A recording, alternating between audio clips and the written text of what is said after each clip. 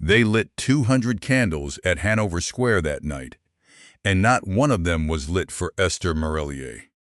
She stood on the low platform at the far end of the room with 4 other women, beneath a placard lettered in gold, "Deserving Cases." Ladies came past and stopped and took her hand and turned it palm upward, and studied it the way a woman studies a piece of cloth before she asks the price. Some made small sounds of pity. One drew off her glove to feel the callus. None of them asked her name. 3 days earlier, all London had read a poem about a seamstress starving at her needle. Since that morning, compassion had been in fashion. There were 2 ways to survive being looked at. One was to look back, and it cost more than she had. The other was to look at something else. So she looked at the gowns. It was the only game she had, and she was very good at it. The lady in plum silk had bought her dress ready-made in Oxford Street and had it taken in at the waist by somebody with no gift for it. The seam dragged every time she breathed. The very grand one near the fireplace had a Brussels lace bertha worth more than the platform and everybody standing on it. And she kept touching it, which meant it was new, which meant she was not as grand as she wished to be. She could not have told you the name of one of them.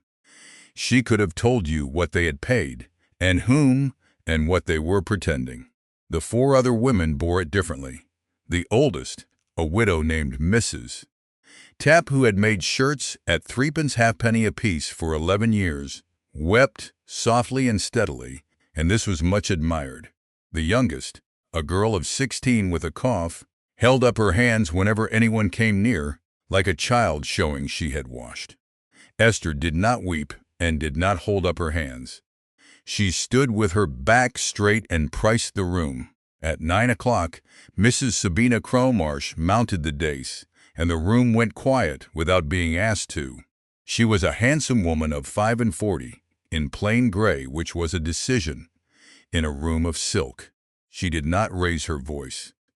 She said that there were in London that night some 15,000 women who lived by the needle, that a great many of them would work until 2 in the morning and rise at 6, that a woman might be honest, industrious, skilled and sober and still starve on her stool, and that the fault lay in an arrangement which the ladies in that room paid for every time they ordered a gown, delivered in 3 days rather than 6. It was a good speech. Esther, who had reason to hate her before the year was out, thought so at the time, and never afterward changed her mind.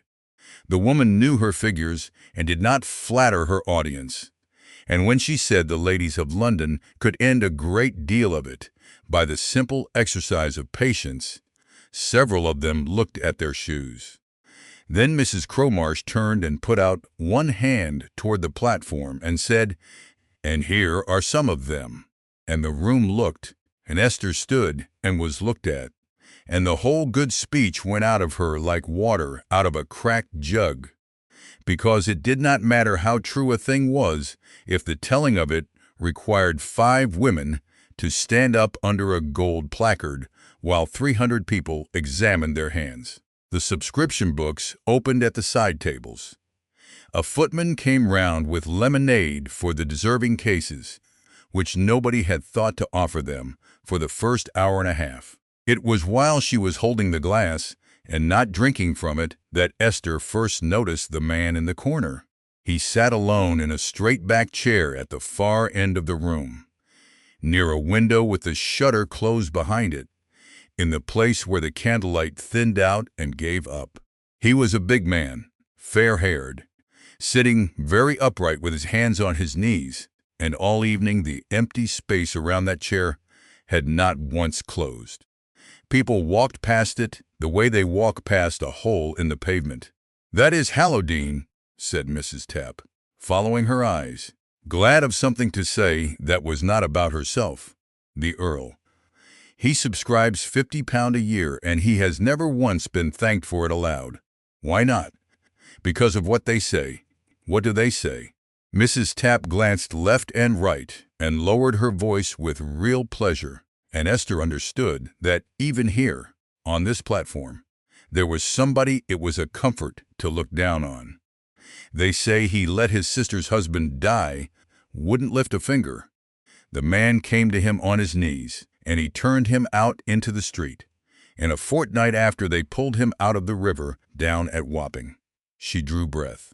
They say there's a little girl in that house, 6 years old, his own niece, and not a soul has laid eyes on her these 14 months. Not one. And they say worse than that. She stopped there the way people do, so that the worst thing could be enjoyed without anybody having to be responsible for it. Esther looked at the man in the corner for a long moment. He was not looking at the room. He was looking at the middle distance about 4 feet above the heads of the crowd, and his face did not move at all. And she thought, he is not doing that because he does not care.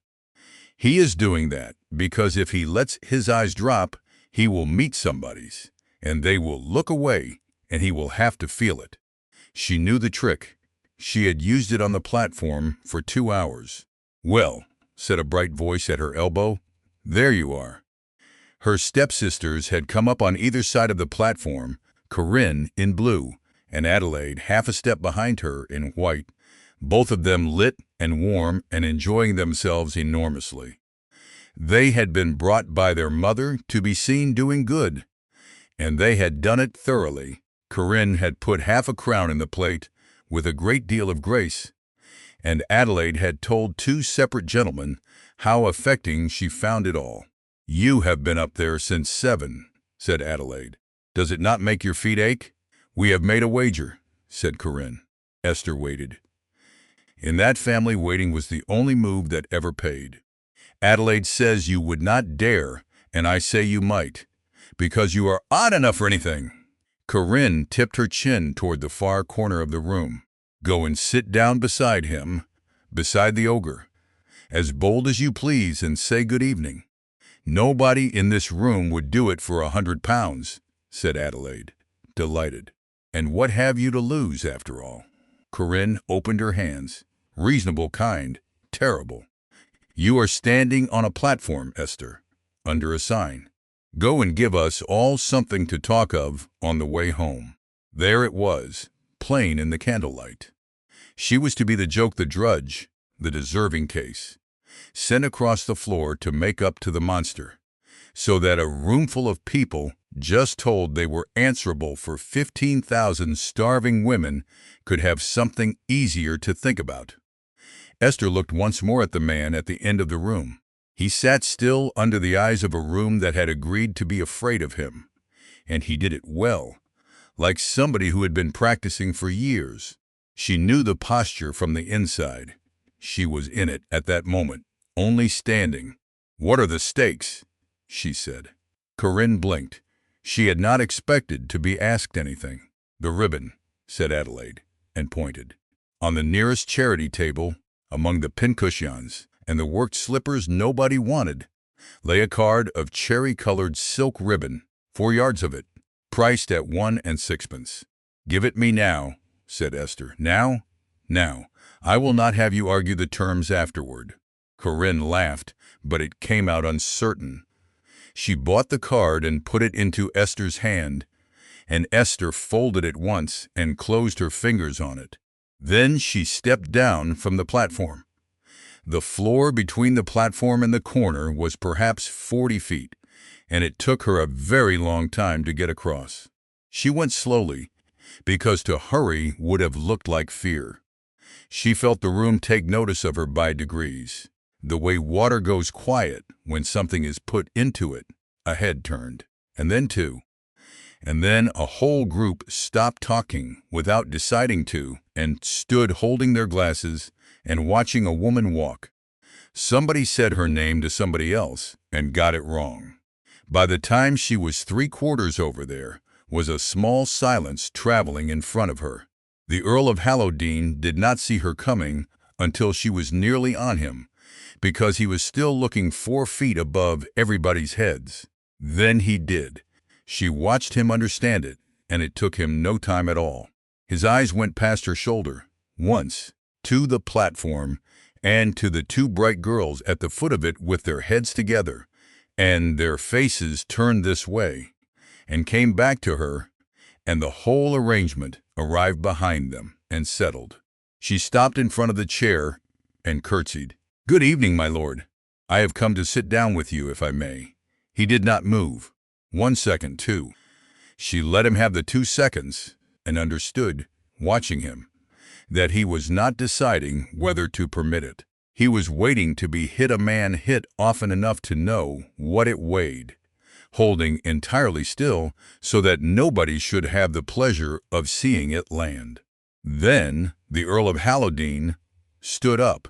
He rose to his full height without hurrying, and did not so much as glance at the empty chair beside his own. He walked 4 paces to the wall, took up a low armchair with arms, carried it back, set it at a proper angle to his own, and stood behind it. He stood behind it until she had sat down in it. There was a sound in that room, not a gasp. Something smaller and less honest than a gasp, a kind of general adjustment. 300 people turning a page at once. He sat. "You need not have asked," he said. "I know. I thought I would. All the same, they have sent you over here to be laughed at." It was not a question, and she saw no reason to lie to a man who had already read the whole of it off the page. "They have. And you came. I came." She spread the card of cherry ribbon flat across her knee, where it could be seen from the far end of the room, so that there would be proof afterward and no arguing about it. He watched her do it, and something happened at the corner of his mouth that did not get as far as being a smile. "You are settling a wager." "I am. I have found, my lord, that people will say a thing of me whether I have done it or not, and I would as soon they had the trouble of me actually doing it." She looked up. "They tell me you are a monster. It seemed to me somebody ought to go and check. And you have given me the better chair. I don't say that settles it, but a monster would have let me stand." He looked at her then. Not the glance people give a face on the way to another face. The other kind, the kind you give a piece of writing when you have decided it is going to be worth the effort of reading properly. "What is your name?" "Esther Marillier." "Marillier." He turned it over. "Spitalfields?" She had not expected that, and it went through her like cold water. "My grandfather, Daniel Marillier. He had a shed in Church Street with 4 looms in it. There is a public house standing on it now.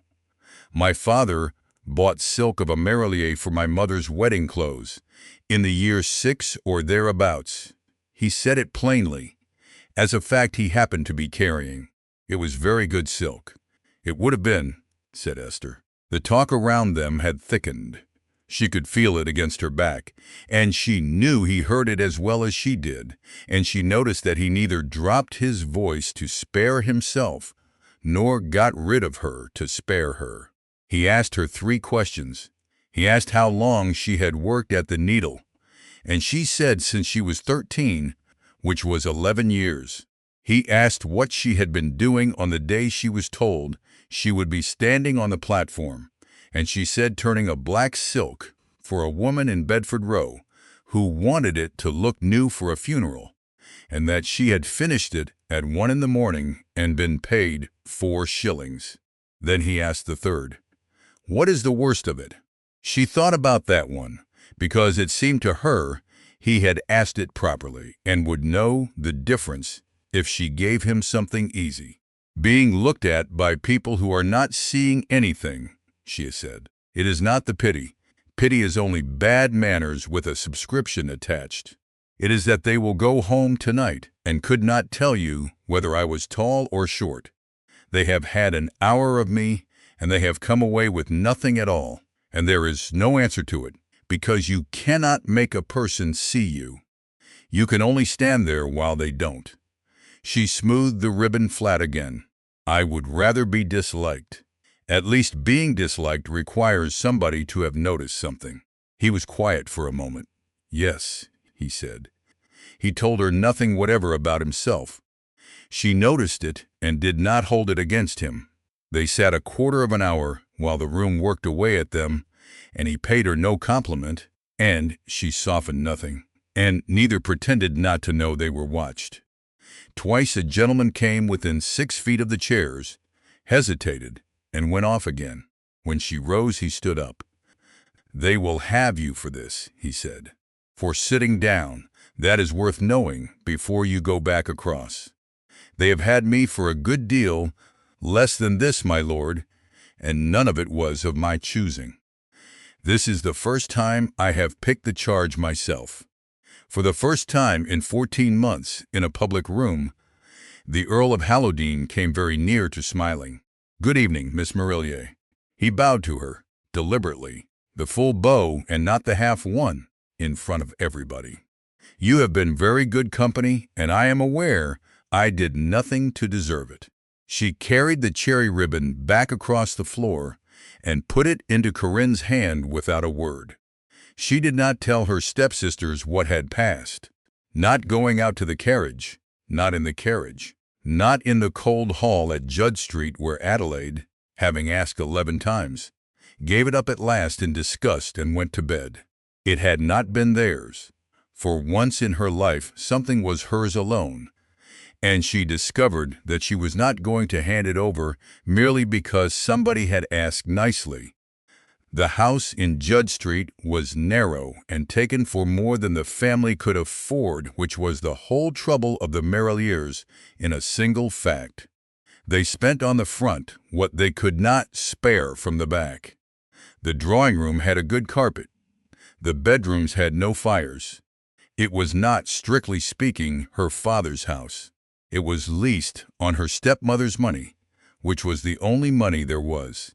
Gervais Marillier had been a silk merchant, third of that name, and the trade had been going down under him for 20 years before it went out from under him altogether. The Spitalfields weavers had had their protection taken away by degrees, and the prohibition on French silk went in the year 26. And after that it was a matter of watching a great deal of skill become worth nothing, very slowly. Esther's grandfather died in 14, still a master, with 4 looms and 11 men. Her father sold the last loom in the year she was 15 to a man who wanted the frame for firewood, and came home and sat in the parlor with his hat on until it got dark. He had not been unkind to her, ever. He had simply gone somewhere in the year 34, and never entirely come back, and now he was 58, and read the newspaper very thoroughly every morning, and had opinions about the sugar duties. Her mother had died when Esther was 12, Suzanne Marillier, who had taught her to hem before she could write her own name, who had the quickest hands Esther ever saw on any woman, and who was now 12 years in the ground at Christ Church, Spitalfields. 6 years later, her father married Mrs. Drusilla Hollis, a widow with a jointure of $400 a year and 2 daughters. The $400 a year put a good carpet in the drawing room, and the 2 daughters came with it. Esther slept at the top of the house in the small room where the chimney did not draw. She did not particularly mind the room. It had a window that faced east, which meant that in summer she could work an hour without a candle, and candles were the whole economy of her life. She was at it before 8 the next morning. Corinne's blue silk had been trodden on twice at Hanover Square, and the flounce was torn away for 1.5 feet. Adelaide's white wanted its sleeves altered again, because the sleeves were always wanting altering. And there was a black bombazine belonging to a Mrs. Pargeter of Doughty Street that had to be finished by Friday, which was Esther's own work, taken in privately, and which would bring her 3 and 6 pence. She kept the 3 and 6 pences in a tin behind the loose board under the window. There were 11 pounds 4 shillings in it. It had taken 5 years. She worked with her mother's thimble on her middle finger. It was silver, worn thin, and lopsided at the crown from 30 years of pushing, and it was the only silver thing Esther owned. When the house was loud, or when Corinne was disappointed about something, she would turn it round and round with her thumb and think about Suzanne Marillier's hands. quick and kind, and she would generally be able to go on. She had been 3 years at Craik and Ansell in Conduit Street, a court dressmaker's, and everybody said she had been lucky to get in. In the season they worked 17 hours. Twice in her second year, they worked 30 together without stopping, because a lady had ordered morning on the Tuesday and wanted it on the Wednesday. And there were 18 girls in that room and one window that opened onto a well. In the winter of 41, a girl named Sarah Ann Pettigrew, who was 17 and slept in the attic over the workroom, had finished a court train at 4 in the morning and had not got up at 6. And the doctor had written down inflammation of the lungs. Esther gave evidence to the gentleman from the Children's Employment Commission the following spring. She gave it plainly, with dates, because she had kept a note of the hours the way she kept a note of everything. It went into the second report, printed by order of the House of Commons the year after, and Craik and Ansell were not named, because the commission did not name houses, and nothing whatever happened. She had not worked in a great house since. Nobody in the trade said why. Nobody in the trade ever said why. She did not talk about Sarah Ann Pettigrew. Not to her father, not to her stepmother, not to anybody in Judd Street. The name lived in the tin behind the loose board with the 11 pounds, and it came out about as often. Her stepmother put her head round the door of the attic at 9. "You sat with the Earl of Hallowdene," said Mrs. Merlier. She did not say good morning. The whole of Hanover Square is speaking of it. Mrs. Peel had it from her sister before breakfast. "Corinne dared me to." Esther said another stitch. "I dare say Corinne has told you so. Corinne says you made a spectacle." Her stepmother came into the little room, which she did rarely, and looked at her with the particular attention she gave to anything that might be turned to use. But Mrs. Peel did not say spectacle. Mrs. Peel said the Earl stood up for you twice, that he fetched you a chair with his own hands and carried it and stood behind it like a footman while you sat down. "He was civil," said Esther. "That is all. He was kinder than a room that had come to gape at him." "An earl," said her stepmother softly, to herself, as though Esther were not in it. 40,000 a year, and no wife and no children, and he stood up for the plain one. She looked round the attic, at the turned gown across the chair, at the worn thimble, at the candle end saved on the sill. Esther watched a new idea being born behind her stepmother's eyes, and did not care for the look of it at all. "Well, we shall see." Mrs. Merlier gathered herself. "Do not spoil Adelaide's white. She wears it Thursday. And Esther, at the door without turning. Mr. Fenn dines here on Saturday, so you will keep to your room." Mr. Bartholomew Fenn was 38 and a junior partner in a private bank in Lombard Street, and he was going to marry Corinne in June, and he was the only reason the house in Judd Street was not going to be given up at McCalmus. Esther had met him twice. He had a careful, decent, frightened face, and he counted things, and she rather liked him. "Yes, ma'am," said Esther, and bent again to the torn flounce, and told herself the whole thing was over. One strange kind evening, never to be repeated. The letter came 3 weeks later, on the 9th of January, and it did not come to her stepmother. It was addressed to Miss Esther Merlier in a hand like a row of iron railings, and requested that she call at No. 9, Bruton Street, on Thursday at 11, upon a matter of business. It was signed Philadelphia Ashcombe. Mrs. Merlier read it 4 times, looking for the trick in it, found none, dressed Esther in Corinne's second-best pelisse, which had to be pinned at the shoulder, and sent her off in a hackney with instructions to be charming. Esther, who had never once been told to be charming until it might turn a profit, said nothing at all and went. The house in Bruton Street was narrow, dark, very clean, and colder inside than the street. She was taken up 2 flights by a manservant with a face like a shut drawer, into a small room at the top where a fire was burning properly for once, and a very old woman sat bolt upright in a wing chair with a stick across her knees. She could not have been 5 feet.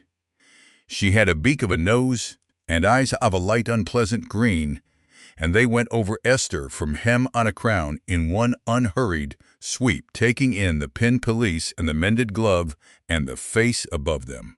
"Sit down," she said, "there, where I can see you. You are the girl who crossed the floor." "Yes, ma'am." "Miss Ashcombe. My nephew is the Earl. My brother was the Earl. My father was the Earl. And I am 74, and I have never been anything but Miss Ashcombe. So we may as well both be used to it." The stick shifted a quarter of an inch. "They dared you to it." "They did, my nephew told me. He tells me almost nothing, so when he tells me a thing I attend to it. He said a young woman came the length of the room at Hanover Square and treated him like a man instead of a bear in a pit. He said she had a mended glove and a straight back and would not be pitied." The green eyes glinted. "He did not say she was pretty. Julian has no eye at all for pretty. He has an eye for people who do not lie to him, which is rarer and worth a great deal more." Esther did not know what to say to this, so she said the truth. "He was kind to me, ma'am. I have not forgotten it. People are not as a rule." "No," said Miss Ashcombe, "they are not." She studied Esther a moment longer. Then she rapped the stick once on the floor, a small decisive sound, and the amusement went out of her voice. "I have a use for you, girl, and I do not scruple to say so, because you have the look of somebody who would rather be used honestly than flattered falsely. Am I right?" "You are right, ma'am." "Good. Then here is the truth of my nephew's house, and you will keep it in your teeth." She set both hands on the head of the stick. 14 months ago, my niece Marian's husband died, Hector Cromarsh, a silk merchant, of all the trades in England. And he went down the way the silk trade goes down, which is by inches and then all at once. He was pulled out of the river at Wapping in November of '42. Marian was carrying at the time. She lost the child, and she took a fever in the January, and she died in the February, and she was 30. The fire cracked. Miss Ashcombe did not blink. They left a little girl, Amabel. We call her Belle. She was 5 then, and she is 6 now, and she will be 7 in May. My nephew is her guardian appointed by her father, by will, properly drawn and properly proved, and there is no arguing with it in the ordinary way. She is the whole of his heart, though you would never guess he had one to look at him. "And she is not seen," said Esther. "She is not seen." The old woman's mouth thinned. "The house has been shut in mourning 14 months and has forgotten how to open. The child scarcely speaks. She has a nurse of 68 who cannot read, and an uncle who has not laughed since the year '42, and nobody else at all. 2 governesses were engaged. Both went in a fortnight, because the child hid from them, and they were the sort of women who take that personally. And now, said Miss Ashcombe, and the stick came down harder. The child's aunt on the father's side has filed a bill in Chancery." Esther kept very still. "Mrs. Sabina Cromarsh," said the old woman, "you will have heard her speak. Everybody has heard her speak. She has petitioned to have Amabel made a ward of the court, and my nephew removed from the guardianship as a person unfit to have the care of her.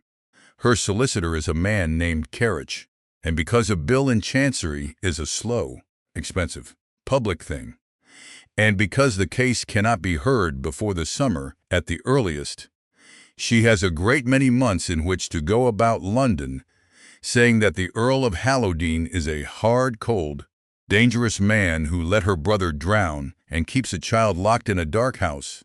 She paused. "And London believes her. London would very much rather believe in a monster than take the trouble to know a man." "Why do you tell me this, ma'am?" "Because the house wants remaking, and so does the child, and I think you are a woman who knows how to make a worn thing new." The green eyes did not leave her face. "You so. Halloween has trunks of my niece's clothes, rotting in the north rooms, everything she owned, dyed black and black over black, and now going rusty at the folds. It is work, honest work, and I will pay you an honest wage for it, 25 shillings a week, and your board, and a room of your own. That is a great deal more than the work is worth." "It is exactly what the work is worth," said Miss Ashcombe. "And you have been robbed your whole life, and it does not follow that I intend to. But it is not the whole of it." She leaned forward an inch. "I want a gentlewoman in that house who is kind and not afraid of the child. Belle will not go to a governess. She hides from strangers who come to look at her as though she were something in a case. But she might, in time, sit with a quiet woman who is only mending in a corner and asking nothing of her." Esther thought about that. She thought about it carefully, because it was the first offer of employment in her life that had been made to her as though she were a person, and she distrusted it accordingly. "And the suit," she said. "You want me in the house before Mrs. Cromarsh's people come to inspect it." The old woman looked at her a long moment, and something in the hard old face eased, as though she had found what she had come looking for. "You are quick," she said. "Yes, I want the house to look, when they come, like what it is. A home, with a warm woman in it and a child who is loved. Not the tomb the whispers have made of it." The stick tapped once. "That is not a lie, girl. It is the truth badly kept. I mean to keep it better. Will you come, or will you not?" Esther thought of the attic in Judd Street, and the flounces, and the candle ends, and a life spent making other people look like something they were not. She thought of a man carrying a chair across a room. "I will come," she said. "Then it is done." Miss Ashcombe rapped the stick a last time. "You will be paid as a needlewoman, and treated as a gentlewoman, and you will call the child Belle, and never Miss Cromarsh, which frightens her." And Esther Marillier, the green eyes held her. "My nephew does not know I have sent for you. He would not have allowed it. He does not allow himself anything that might afterward be taken away. So he will be cold to you at first. Do not mind it. It is not aimed at you. He has had 14 months' practice at keeping the world at arm's length, and he was not bad at it before." "I have had practice too, ma'am," said Esther. The old woman laughed, one short dry note, and for a moment she looked exactly like the man in the corner at Hanover Square in the instant before he almost smiled. She was to go on the following Monday, the 15th of January. On the Sunday night she packed. It did not take long. 2 gowns, one of them the black she wore for work, her shift and stockings, her Bible, which she did not read, a pair of scissors, a bodkin, a paper of needles, a wooden bobbin of buttonhole twist, and the tin from under the loose board. The thimble went on her finger, where it lived. Last of all, she took down the letter of engagement that had come from Bruton Street on the Friday, to put it with her papers, and because the fold had come undone, she turned it over in her hand. It was on Miss Ashcombe's paper, in Miss Ashcombe's iron railing hand, and it set out the terms exactly as they had been spoken. 25 shillings a week, board and a room, to commence the 15th of January. And at the bottom of the sheet, where the wax had been, there was a second impression she had not noticed, by candlelight on Friday, not Miss Ashcombe's seal. Something in the corner of the paper, blind stamped, the way a stationer's mark is stamped, faint and colorless and easy to miss. Esther took it to the window and held it against the gray light. A needle, upright. Behind the needle a sheaf of wheat. Round the 2 of them, in letters 1/8 of an inch high, "Soci for the relief of distressed needlewomen." She sat down on the bed with the paper in her hand. She sat there a long time, while the light went out of the window and Adelaide laughed at something 2 floors below. And she turned her mother's thimble round on her finger and did what she always did with a thing she did not understand, which was to take it apart and look at the inside. The paper had come from Bruton Street, but the paper had been stamped at the Society, which meant the sheet had lain on a desk in the Society's offices before ever it went to Miss Ashcombe, which meant the name of Esther Marelier had not risen up out of Hanover Square by accident, and had not been carried to Bruton Street by an old woman's whim. It had been put there. She thought about the deserving cases under the gold placard. She thought about a gray gown in a room full of silk, and a woman who knew her figures and did not flatter her audience. And she thought, what would you want? If you were Sabina Cromarsh, and you were going into Chancery in the summer to prove that the Earl of Hallowdene was a hard, cold man, you would want a witness. You would want a poor woman, a skilled, honest, sober, starving woman, the very sort you had stood 5 of on a platform in December, and you would want her living under his roof, on his wages, at his mercy, for 6 months. And then you would want her in a witness box, or her sworn affidavit in a bundle of papers, saying what it had been like. And if she said it had not been so bad, you would have lost nothing at all. And if she said it had been bad, you would have won everything. Esther folded the letter along its old creases, very exactly, the way she folded everything. Then she put on her bonnet, and she went out into the January dark, and she got herself to Bruton Street by 7:30, and made the man with the drawer face take her up. Miss Philadelphia Ashcombe was at supper, alone, off a tray, with a book propped against the water jug. Esther put the letter down on the tray beside the book, with the stamped corner turned up. "You have seen this," she said. The old woman looked at it. She did not pick it up. She did not, so far as Esther could tell, alter her expression by one hair. "Of course I have seen it," she said. "You knew where my name came from. I knew before I wrote to you. I had it from my own woman who has a sister at the Society in the first week of January." Miss Ashcombe laid down her fork. Mrs. Cromarsh's committee put up 4 names of respectable needlewomen requiring situations and sent them about to a dozen houses, and mine was one. And yours was on the list with a line under it. A line, mind. Somebody had troubled to underline it. And you engaged me anyway. I did, why? And Philadelphia Ashcombe looked up at her with those light green eyes, and for the first time there was no amusement in them at all. "Because she sent me a knife," she said, "and I wished to see which way the knife would turn." Esther stood in the middle of the cold room with her hands at her sides. "You mean to use me too?" "Naturally, I mean to use you," said the old woman, without the smallest apology. "I told you so at this fireside on Thursday, and I have not changed my mind since. The difference between us, girl, is that I told you." She picked up her fork again.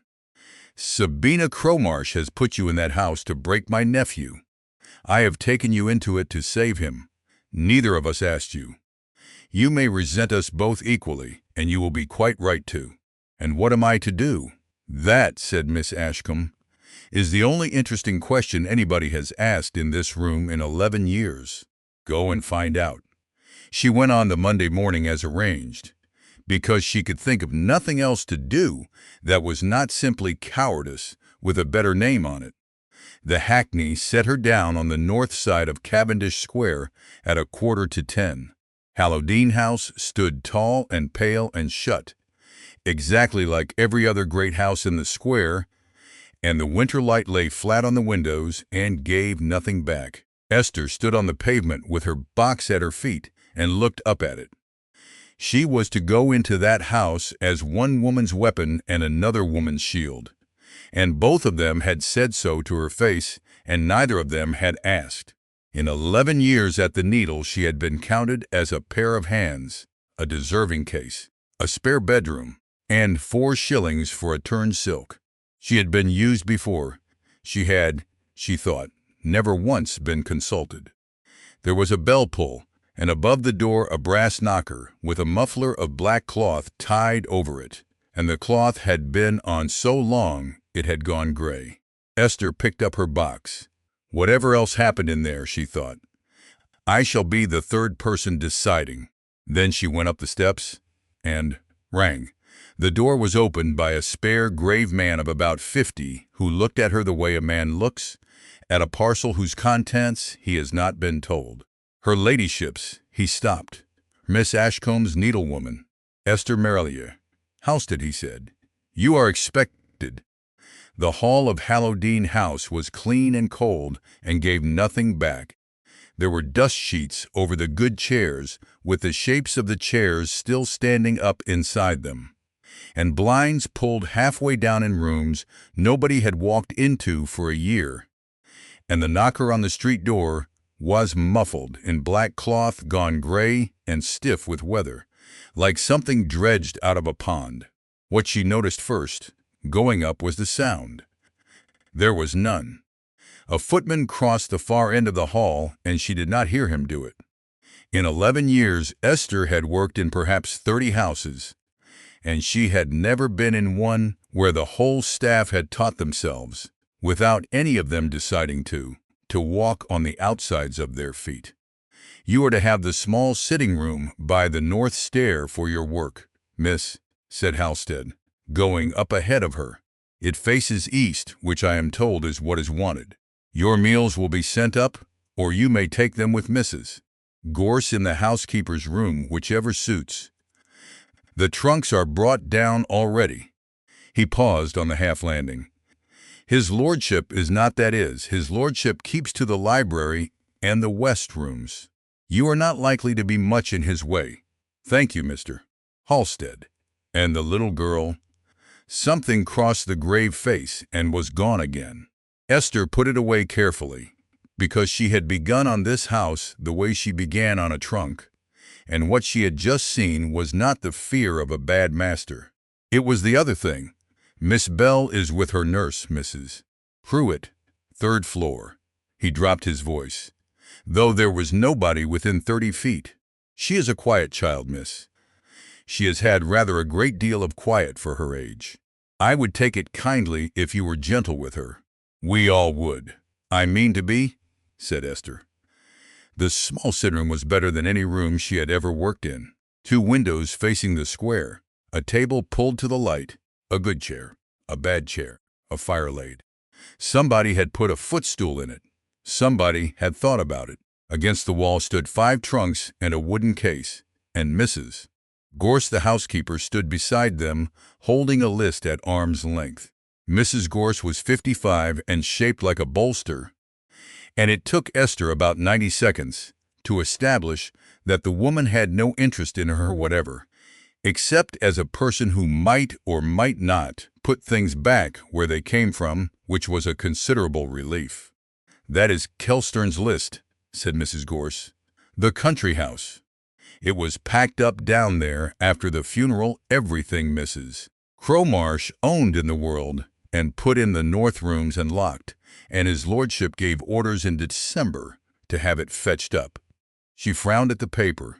8, it says. There are 5.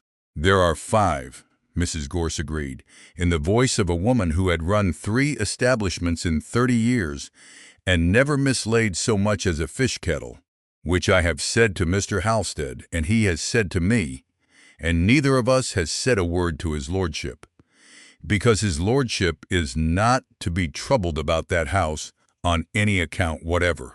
3 trunks, out of a locked room in a shut house, and nothing signed for. Perhaps they were never packed. Perhaps, said Mrs. Gorse, and went away. Esther knelt down and opened the first of the 5, and camphor came up at her. And under the camphor, that other smell, which is not a figure of speech but a real one.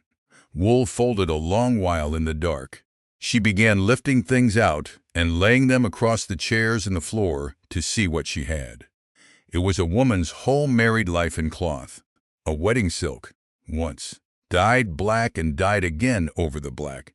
Gone the rusty green-brown that black goes when a hurrying dyer does it twice.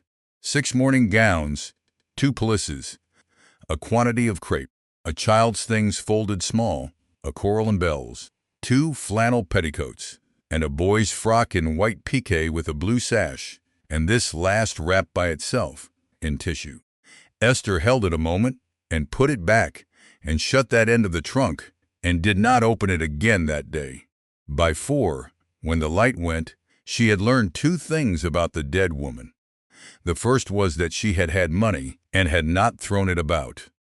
The gowns were 4 and 5 years old, and everyone had been let out and taken in and turned and let out again, expertly. A woman who could have bought 10 new ones a year had kept 8 good ones for a decade. The second was that all of it, the making and the mending both, and there was 10 years between the earliest of it and the latest, had come off one pair of hands, and the hands had been left-handed. You could see it if you turned a seam to the light. A right-handed woman's backstitching leans one way on the underside. A left-handed woman's leans the other. In 11 years, Esther had known exactly one left-handed sewer, an old French woman at Crake and Ansel who was worth any 3 of the rest of them, and who had had to be given a table to herself on account of her elbow. Whoever had dressed Marion Cromarsh had been that good, and had gone on being that good for 10 years, and had worked the wrong way round. Esther wrote it down in her own notebook, in the column at the back where she kept things she had no use for yet. Then she closed the book and went down to her supper, and did not think about it again for 9 months. It took 3 days before she saw the child, and she managed it by leaving the child entirely alone. Esther had learned the method years earlier in the area steps at Judd Street from an animal that would not be caught and had eventually caught itself. You did not go and look for it. You sat down and got on with something and let the something make a noise and waited to be inspected. So she did not go up to the 3rd floor and ask to be presented to Miss Bell. She sat in the small sitting room with the door standing open and worked, and let the work be heard along the passage, the tick of scissors set down on wood, the drag of silk over a thumbnail, the double note of a thread pulled through and drawn home, and she gave it 3 days. On the 3rd afternoon, the light in the doorway changed and stayed changed. Esther did not look up. "Nothing ever wears out all over at once," she said, "to the room, to the air, to nobody in particular. That is the whole secret of it, and hardly anybody knows." Silence. Then, very small, from the door, "What doesn't? Come and look if you like." She still did not raise her head. She set a stitch, and another, and after a while there was a scuff of shoe leather, and a child came in 1 step at a time, ready to run. She was small for 6 and thin, fair like her uncle, and dark-eyed like her mother, in a black frock let down twice and still short at the wrist. She stopped at the corner of the table and watched Esther's hands as though they were about to do something dishonest. Esther let her watch. Then she turned the gown round so the child could see it. "Look here. This is gone at the elbow and at the hem and nowhere else at all. The rest of it is as good as the day it was cut, 11 years ago." She laid her finger flat on the worn place. "So, this part has been doing all the work since before you were born, and I am going to retire it. I shall turn it under and put it round the back where nothing is ever asked of it again." She moved her finger 4 inches. "And this part has been folded away doing nothing whatever for 11 years, and I shall bring it round to the front and make it take its turn. It will not be a new gown when I have done. It will be the same gown with the work shared out differently." Amabel Cromarsh considered this with tremendous seriousness. "Is that allowed?" she said. "It is what the trade is." The child came half a step nearer and put one finger on the worn elbow, testing it. Esther went on stitching and did not remark on the half step. "Pruitt says I am to be quiet," said Belle, "because Uncle is sad." "Who is Pruitt?" "My nurse. I call her Bessie in my head. She doesn't know." A pause. "You are not to tell her." "I shan't." Esther drew the thread through. "Being sad is his to do, and asking questions is yours. And there is no rule anywhere that says the two cannot go on in the same house at the same time. What do you want to know? Belle looked at the table for some while. Why have you got a broken one? She said, and pointed. It was the thimble. Esther's mother's, silver, worn thin and gone lopsided at the crown from 30 years of pushing against the same corner of the same finger. It is not broken. It is used. She slid it off and set it on the table between them, not held out, simply there. It is the shape of the woman who had it before me. That is what a thimble does. It stops being a thing and starts being a person. The child studied it for a long time from where she stood. Then she came the last 2 steps and picked it up in both hands, which was more than Esther had looked for, and turned it over, and put it down again in exactly the place it had come from. She did not run away, and she stayed until the light went. By the end of that week, Belle had a stool of her own by the window and a square of coarse muslin to practice on, and her tongue came loose a stitch at a time, and Esther revised her opinion. This was not a strange child. She was a frightened one, and a frightened child is only a child who has run short of patience. And Esther had a great deal of patience and very little else. There was one thing that did not sit right, and she noticed it on the 4th day. What did you do this morning before you came down? Lessons with Pruitt. Belle did not look up from the muslin. Reading, and then the map of England, and then I did my hem. It came out whole. It came out with the parts in order, and none of them fumbled at the speed of a person reciting. Esther had heard a great many children lie. Children lie badly. They go too fast or too slow. They add things. They watch your face to see how it is going. This one had answered like somebody who had answered the same question 100 times and had got good at it. That is a great deal for one morning, sister, and let it alone. She wrote that in the notebook, too. She met the master of the house on the 9th night, and she met him because she went where she had no business. She had stayed late over the black wedding silk, and her candle guttered out, and she took the stub of it and went along the landing toward the north stair to get another. She was not thinking about the Earl of Hallodean at all. She was thinking that the second dying had eaten the stuff, and that there might still be 4 yards in it that would take a needle. She came round the turn of the passage, and there was light under a door that ought to have been shut, and the door was standing an inch open, and she stopped. He was at the desk with nothing in front of him. He was holding something small and dark, about the size of a snuff-box, open in both hands, tipping it a little one way and then a little the other to take the candle, and Esther, who had seen such things only in the windows in Regent Street, where they charge a guinea and put you in the sun on the roof, understood after a second what it was. He had no notion anybody was there, and that was the whole of the trouble. There is a particular arrangement a face makes when its owner is certain of being alone, and nobody has any right to look at it uninvited. What she saw was not the cold thing London talked about. It was something more ordinary and a good deal worse. A man doing a thing he had plainly done 1,000 times, at the same hour in the same chair, the way other men wind a watch. She should have gone. She knew it while she was standing there. Instead, the floor or her own breathing gave her away, and his head came up. Everything went out of the face at once, like a lamp turned down, and he was on his feet, and the coldness came back over him so fast that watching it happen was very nearly a physical thing. You have no business in this part of the house. I beg your pardon, my lord. My candle failed, and I was going to the hall press, and I mistook the passage. She did not run, though every instinct her family had ever put into her was telling her to. I am Esther Marillier. Your aunts, we have met. She stopped. We have met, she said again. He went very still, and she watched him place her, the assembly, the ribbon, the length of floor.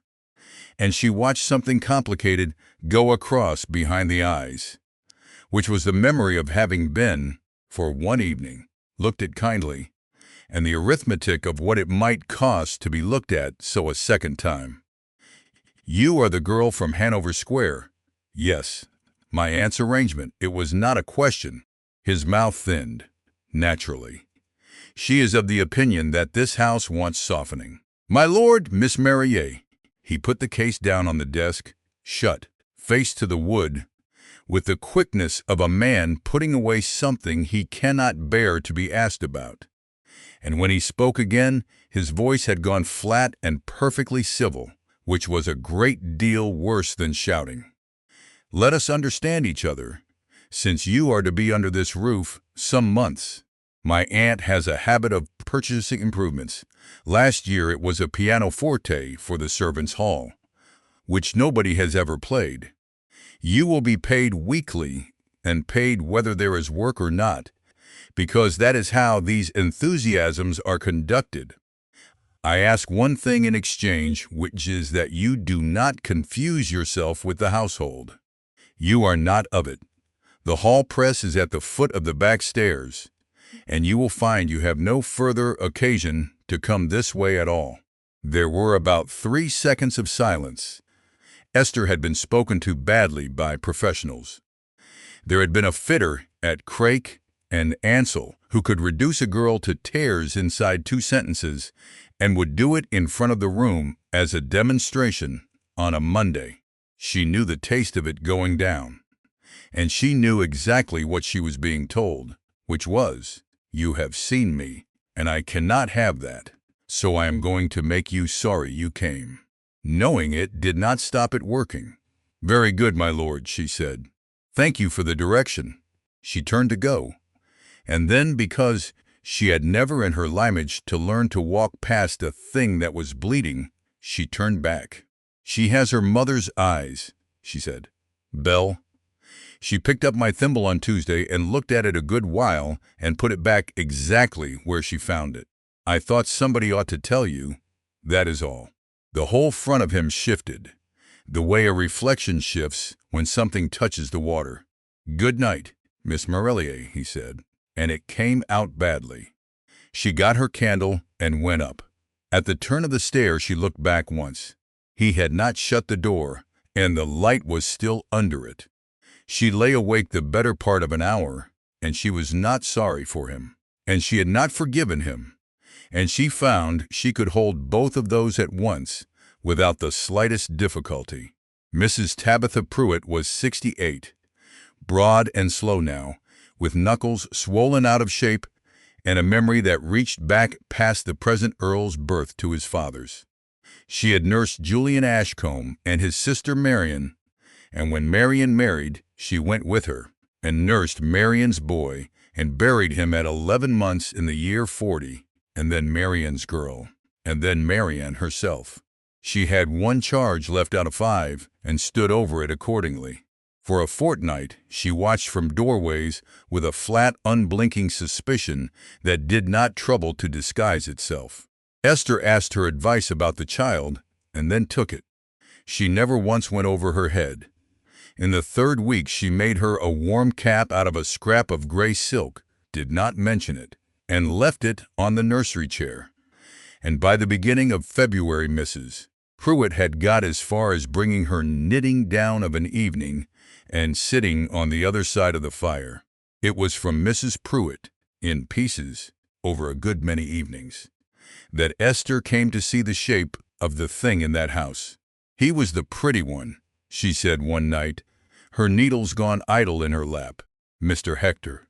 I mean, not our Mr. Julian. Our Mr. Julian was the steady one, and they called him the dull one when they were young and unkind. Mr. Hector came into a room like weather. He could make you laugh till you had to sit down and hold on to something, and he failed. He went down the way they all went down. The old woman's mouth worked. He was clever. Mind, don't let anybody tell you otherwise. He tried the mixed goods and took a warehouse in the city and borrowed on the one to keep the other. And then, in the autumn of 42 3 houses in the trade, went inside a fortnight, one behind another, like ninepins, 2 of them owing him, and 1 of them he owed. How much did he want? I'm sure I don't know figures. But she did, and she was working up to it, and the needles stayed where they were. I know he came here, to this house in the October. He was 4 hours in that library. And I was on the stairs with the child on my arm when the door went, and he came out, and he wasn't laughing. He asked his lordship for money. £6,000, said Mrs. Pruitt. The fire settled, and he didn't get it. Esther waited. The old woman's hands had begun to shake, and she put the knitting on the floor beside the chair to stop them. He'd been paid for before, you see, miss, twice.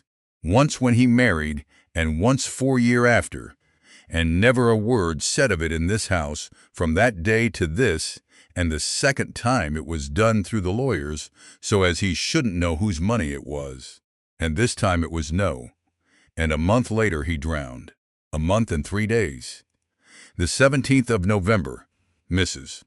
Pruitt's chin came up, and Esther saw at once where the child had got the gesture. They took him out at Wapping Old Stairs in the morning. The Crowner's men sat on him at the ship the Monday after, and the verdict was found drowned, which is what they put when there's no telling, and he lies at St. Dunstan's alongside his little boy. And Miss Marion took a fever in the January and lost the child she was carrying and never got out of that bed again. She picked up the knitting and put it down once more. That's the winter, miss. That's the whole of it. Mrs. Pruitt, said Esther carefully, was there anything else? The old woman's wet eyes came up, and there was something in them, something long submerged, moving toward the surface. Then her mouth shut. That belongs to him, she said, not to me. He won't say it, and I'll not say it in his place. And the world may want and go on wanting. Her hands were shaking badly now, but I'll tell you this much. Since you're kind to my Belle and I'm too old to be careful, every word they say of him in their fine houses is wrong and foremost. There isn't a better man walking, and he stands there and lets them call him the worst thing they can think of. And he has his reasons, and God help him, they are good ones. And they are eating him from the inside out. She got up. There, too much again. Don't repeat it. Esther did not repeat it. But she turned it over, night after night, the way she turned her mother's thimble round on her finger, a man letting the world call him the worst of them. And reasons sound enough that the woman who raised him believes in them. She had spent her whole life taking old cloth apart to find out how it had been put together. That February, she began to pull at this. 3 things happened in the last fortnight of February, and Esther could never afterward decide which did the most damage. The first was a letter from Judd Street, saying that a Mr. Josiah Culpeck of Southampton Row, a widower of 51 in the funeral furnishing line, with a house of his own and no children living, had made a proposal by letter, having seen Esther twice at church, that it was more than anybody had a right to look for, and that she was to write and accept by return. Esther wrote back that she was obliged to Mr. Culpeck and unable to oblige him. The reply came in 4 days and said that in that case she need not think of Judd Street as her home after Michaelmas, and that a woman who threw away a competence at 24 had no business coming back for a bed at 40. She read it twice and put it in the tin, on top of the £11 4 shillings. The second thing was Captain Crispin Slade, who arrived on a Tuesday with rain on his shoulders, filling the hall with noise, calling for Halstead by name and for a fire in the yellow room. And Esther, coming down with an armful of linen, was introduced to him on the turn of the stairs inside 90 seconds, which had not happened to her once in 6 weeks. He was 33 and warm the whole way through, or produced that impression, which is a valuable thing to be able to produce. He was the Earl's first cousin, and until such time as his lordship should be so good as to marry, his heir. And he said so himself, cheerfully, inside 4 sentences. You are the celebrated needlewoman, Aunt Delphi's rescue. Are they feeding you? Nobody has ever been fed in this house. It is like living inside a sundae. He asked her 3 or 4 questions and listened to rather more than half the answers, which was better than most men managed. And it took her the whole evening to work out what had been wrong with it. Then she had it. Every one of them had been about the same thing. Whether the Earl was much at home, how often he went up to the nursery, whether the child was well, and who saw her, and how often. All asked in the tone of a man asking about the weather, and all inside 2 minutes of learning her name. The third thing was Mr. Barnabas Carriage. He came on the last Thursday in February, by appointment, a soft, damp, smiling man in black with a leather case under his arm and a way of looking round a room as though he were valuing the fixtures. Halsted stood by the street door with his face carved out of wood. The Earl stood at the foot of the stairs, and Esther, coming down with an armful of clean linen, stopped on the landing above, because the air in that hall was the kind you do not walk into without being asked. "You have leave to see the house," the Earl was saying. "See it and go. His lordship is very good, Mr." Carriage smiled and went on, smiling. "My client wishes only to satisfy herself of the child's situation. A father's own sister, my lord. You will make allowance for a woman's feelings.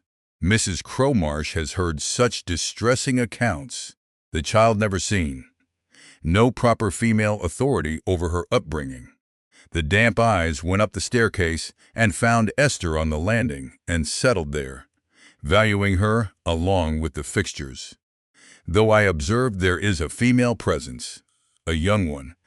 He left precisely the right pause. "May I ask the lady's name and her place in the household?" "You may not," said the Earl. "Come, my lord." Carriage opened his soft hands. "It will all be asked in the proper place, and better answered kindly now than coldly in October. A young, unmarried woman, established in an unmarried gentleman's house, with the charge of a little girl. The court will wish to know." The smile widened by a hair. "Is she a governess?" "She has not the look of a governess." "A companion?" "Aye." And he stopped there and left the unsaid word standing in the cold air, which was the same trick the 2 women at Hanover Square had worked, and for the same pleasure. Esther came down the stairs. She came slowly and evenly with the linen in her arms and did not color, because she had been looked at in that manner since she was 15 and had long ago worked out the only defense there was, which was to decline the shame outright and go on standing there. She stopped on the 3rd stair from the bottom, so that she was a little above him.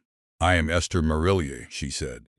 "I am employed by Miss Philadelphia Ashcombe of No. 9, Bruton Street, at 25 shillings a week, to remake the late Mrs. Cromarsh's mourning and to sit with a child who has no gentlewoman near her. I sleep on the 2nd floor under Mrs. Gorse and eat in the housekeeper's room. My hours are 7 to 7, and my work is in that sitting room behind you, and you are welcome to go in and count the seams." She held the linen out an inch, plainly. "Was there anything further, sir?" That could not have been asked more decently of Miss Ashcombe herself. The smile did not falter, but behind it, something did the sum again. He had come expecting a girl who would flinch or a girl who would flare, and either would have served him. He had got neither. "No," he said after a moment. "No. That is admirably clear." He bowed. "I shall inform my client that the child is not without female company. Whether the company is suitable is a matter for the court." He gathered up his case. "I shall find my own way to the nursery, my lord." "You will not," said the Earl. "Halsted will take you up and stand at your shoulder and bring you down again. You will have 5 minutes with the child in her nurse's presence, and you will ask her nothing at all. Those are my terms, and the court is welcome to hear that I set them. I will not have that little girl walked round by a stranger as though she were a chair at a sale." For one instant Carriage's smile slipped and Esther saw what was underneath it, which was not malice of any kind. It was a man getting through a day's work for a fee. That was somehow the worse of the two. When he had gone up, the Earl stayed a moment at the foot of the stairs with his hand white on the newel post. Esther came down the last 3 steps and stood near him, not too near, and said nothing at all, because she had begun to learn that with this man silence was a thing you could give him, and words were a thing you did to him. "There was no call for you to answer him," he said at last. "It could have been left to me. It was not your quarrel." "He was putting a figure on me," said Esther. "That has happened before. I have found it better to say the figure aloud yourself than to let a man arrive at it under his breath in front of other people." She looked down at the linen. "My lord, if my being here has handed your enemies a stick, I will go. You need only say so." He turned and looked at her, and this time he was not quick enough with the door of his face. She saw the whole of it, the fear underneath, and the tiredness, and a man fighting on ground he had not chosen, for a child he loved, against a public that had already handed him his part and did not want it back. "No," he said. "Don't go, Belle." He stopped and began again more roughly. "The child talks now. She did not talk before. On Sunday she showed me a piece of stitching and told me it was a herringbone, and that I had the name of it wrong, and then she laughed at me for a full half-minute. Whatever it costs me in Mr. Carrick's ledger, I am not going to undo the one thing in 14 months that has made her a child again. Stay."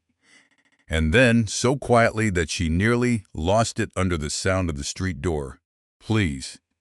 She had been in that house 6 weeks, and it was the first time she had heard him use the word to anybody at all. She went up to her room and sat down on the bed, and discovered with considerable annoyance that her hands were not steady. 2 floors below, Miss Philadelphia Ashcombe had come from Bruton Street for the afternoon, and Esther, going past the yellow room an hour later on her way to the linen press, heard the old woman say, in that flat railing voice, perfectly distinctly, "Then buy her off, Julian." The Earl said something too low to catch. "Nonsense.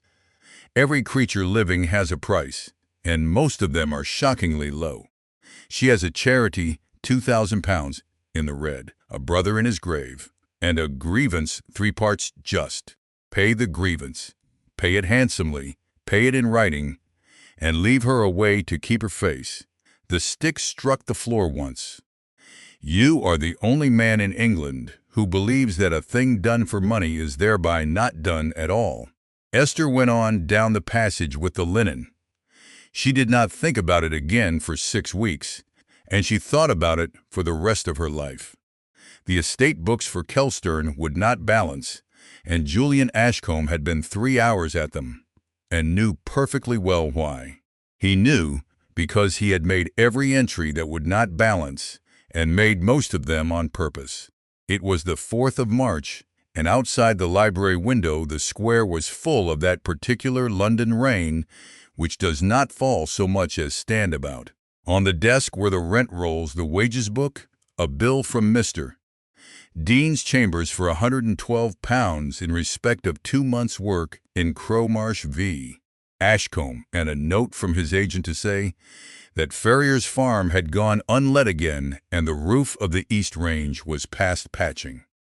And underneath all of it, in the locked drawer, the other set, the trust accounts for Amabel Cromarsh, minor, holding £11,200 and some odd shillings, of which he had never touched a farthing and never would. A man could pay for a dead man's good name in installments out of a living man's pocket, and nobody would ever thank him, and that was the point. He was not a fool about himself. He knew that some of it was penance, and that penance is a luxury.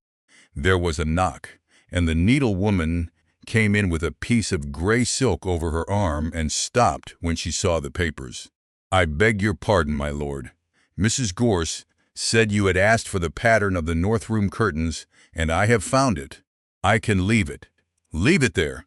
She put it on the corner of the desk. She did not go. Julian looked up. In 6 weeks he had spoken perhaps 200 words to this woman and had spent a shameful quantity of the intervening time not thinking about the night in this room in January. He had not apologized, and every day that he did not, the thing set harder, like a joint left out of true. Was there something else, Miss Merrill? Yes, said Esther. There is a payment in Miss Ashcomb's household book for £35, made on the 27th of November, 42, to a Mr. Tobias Prohl. She sent the book here on Friday with the linen inventories because I had asked for the old measurements of this house. I was not looking for it. I was looking for a curtain. She said it without any emphasis at all, which was somehow much worse. I know who Mr. Prohl is. He is the coroner's officer for the Middlesex Division, and he was the officer at the inquest on Mr. Hector Cromarsh at the ship at Wapping on the 21st of November. His name is printed in the newspaper report, and the newspaper report is in the file Mr. Dean sent. Julian put down the pen. He had known this was coming from somewhere. He had not thought it would come from a woman with a length of gray silk over her arm on a wet Monday afternoon. Ask it, he said. Did you buy that verdict? Yes. It went across her face, not shock. Something more like a woman finding the flaw she had been running her thumb along the cloth to find. Sit down, he said. If you are going to have it, you may as well have the whole, and not be picking it out of me a shilling at a time for 6 months. She sat on the edge of the chair with the silk still over her arm. Hector came to me on the 14th of October, in this room. He wanted £6,000. He had lost the greater part of what he had when Furnivall's went, and he was carrying paper for 2 other houses that went the same fortnight, and there were 400 and some people in his sheds. And if he could get to the spring, he believed he could sell the Mile End premises and come out with something. It was not a mad proposal. It might even have answered.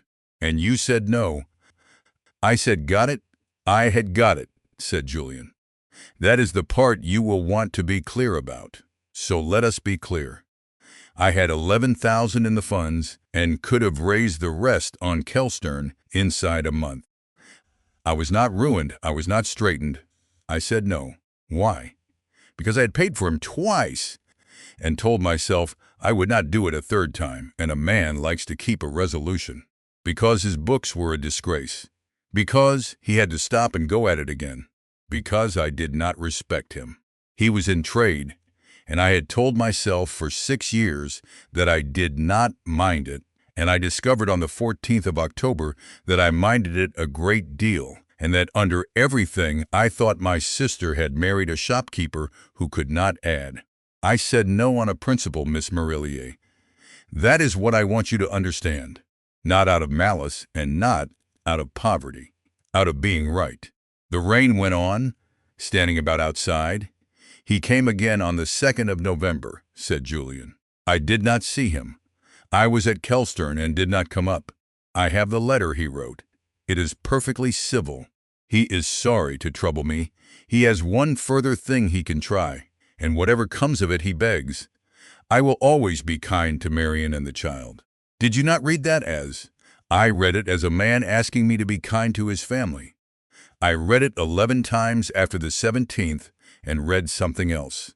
He turned the pen over. I would rather you did not tell me what I ought to have seen. I have had 14 months at it, and I am ahead of you. I was not going to. No, he said, surprised. No, I don't believe you were. He went to the window because it was easier to say to glass. They took him out of the water on the morning of the 17th. Marion was 5 months gone with the second child. Prohl came to me on the 19th, before the inquest, and was perfectly straightforward about it. He is not a wicked man. He is a man with a small salary and 8 children. He said he had 2 things in his hands.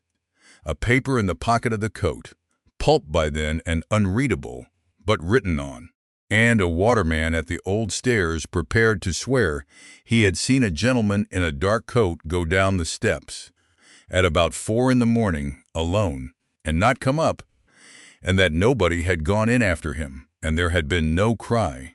He heard her put the silk down on the chair arm. "Do you know what felo dessa is, Miss Merlier?" "I know it is suicide.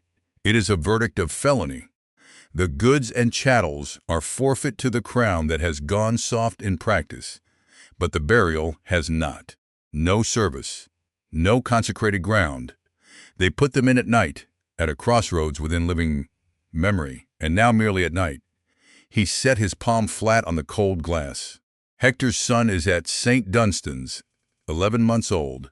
My sister sat in that chair, behind you, on the 20th of November, with her hands over her stomach, and asked me one thing. Not for money. She asked me whether her husband could be put beside the baby. Esther did not say anything at all, so I gave Pro £35, which was what he asked for, and which I have always thought a very moderate sum for a man's soul. The waterman was not called. The paper was described in the depositions as illegible and was not produced.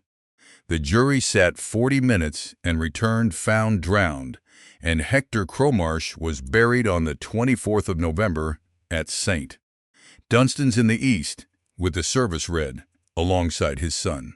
He turned round, and in the February, when she was dying, she made me swear that Amabel would never know it. Not the debt, not the stairs, not the paper. She said the child was to have a father to be proud of, and that a dead one would have to do. And I swore it, and I have kept it, and I will keep it. And that is why I cannot answer one single word that Mrs. Sabina Cromarsh says about me in any drawing room in London." The rain went on. "Now you have it," said Julian Ashcombe. "You came into this house believing you were defending an innocent man. I refused my sister's husband £6,000 that I had in my pocket on a point of principle. And 5 weeks later, he walked down a set of stairs into the river, and I bribed an officer of the crown to conceal it. Both of those are true. There is no third thing that makes them not true." Esther stood up and folded the gray silk over her arm in 3 movements, the way she folded everything. "Thank you for telling me," she said. "That is not an answer." "No, my lord, it is what I have got." At the door she stopped. "May I say one thing that is not comfortable? You appear to be about to. You have arranged all this so that there is nothing you can be forgiven for, only things you may be condemned for or not found out in. I do not think that is honesty. I think that is a man making very sure he never has to be let off." She went out and shut the door quietly. Julian Ashcombe stood in the middle of his own library for some time. Then he sat down and drew a fresh sheet toward him, and did not write anything on it for nearly an hour. He wrote it in the end on the 11th of March, and he did not tell anybody, and that was the whole of the disaster. Esther learned of it a fortnight later, and she learned of it by accident, in the way she learned everything in that house, which was by being furniture. She was on her knees in the small sitting room, pinning the hem of the gray silk on Belle, who was standing on a footstool with her arms out like a scarecrow and complaining about it, when Halstead came to the door and said that Mr. Dean had come, and would his lordship see him now or at 4? And the Earl's voice from the passage said now. And then the 2 men went into the yellow room, which was next door, and the yellow room and the small sitting room shared a chimney flue. You could hear a good deal through that flue, and everybody in the house knew it. "Cannot have understood me, my lord," Mr. Fortescue Dean was saying. He was a large, slow, expensive man who had been 40 years at the Chancery Bar and had the voice of somebody explaining something to a horse. "On the 11th of March you drew a draft on Coots for £6,000, payable to Mrs. Sabina Cromarsh, and sent it to her by hand with a letter in your own writing." "I did. May I ask what the letter said?"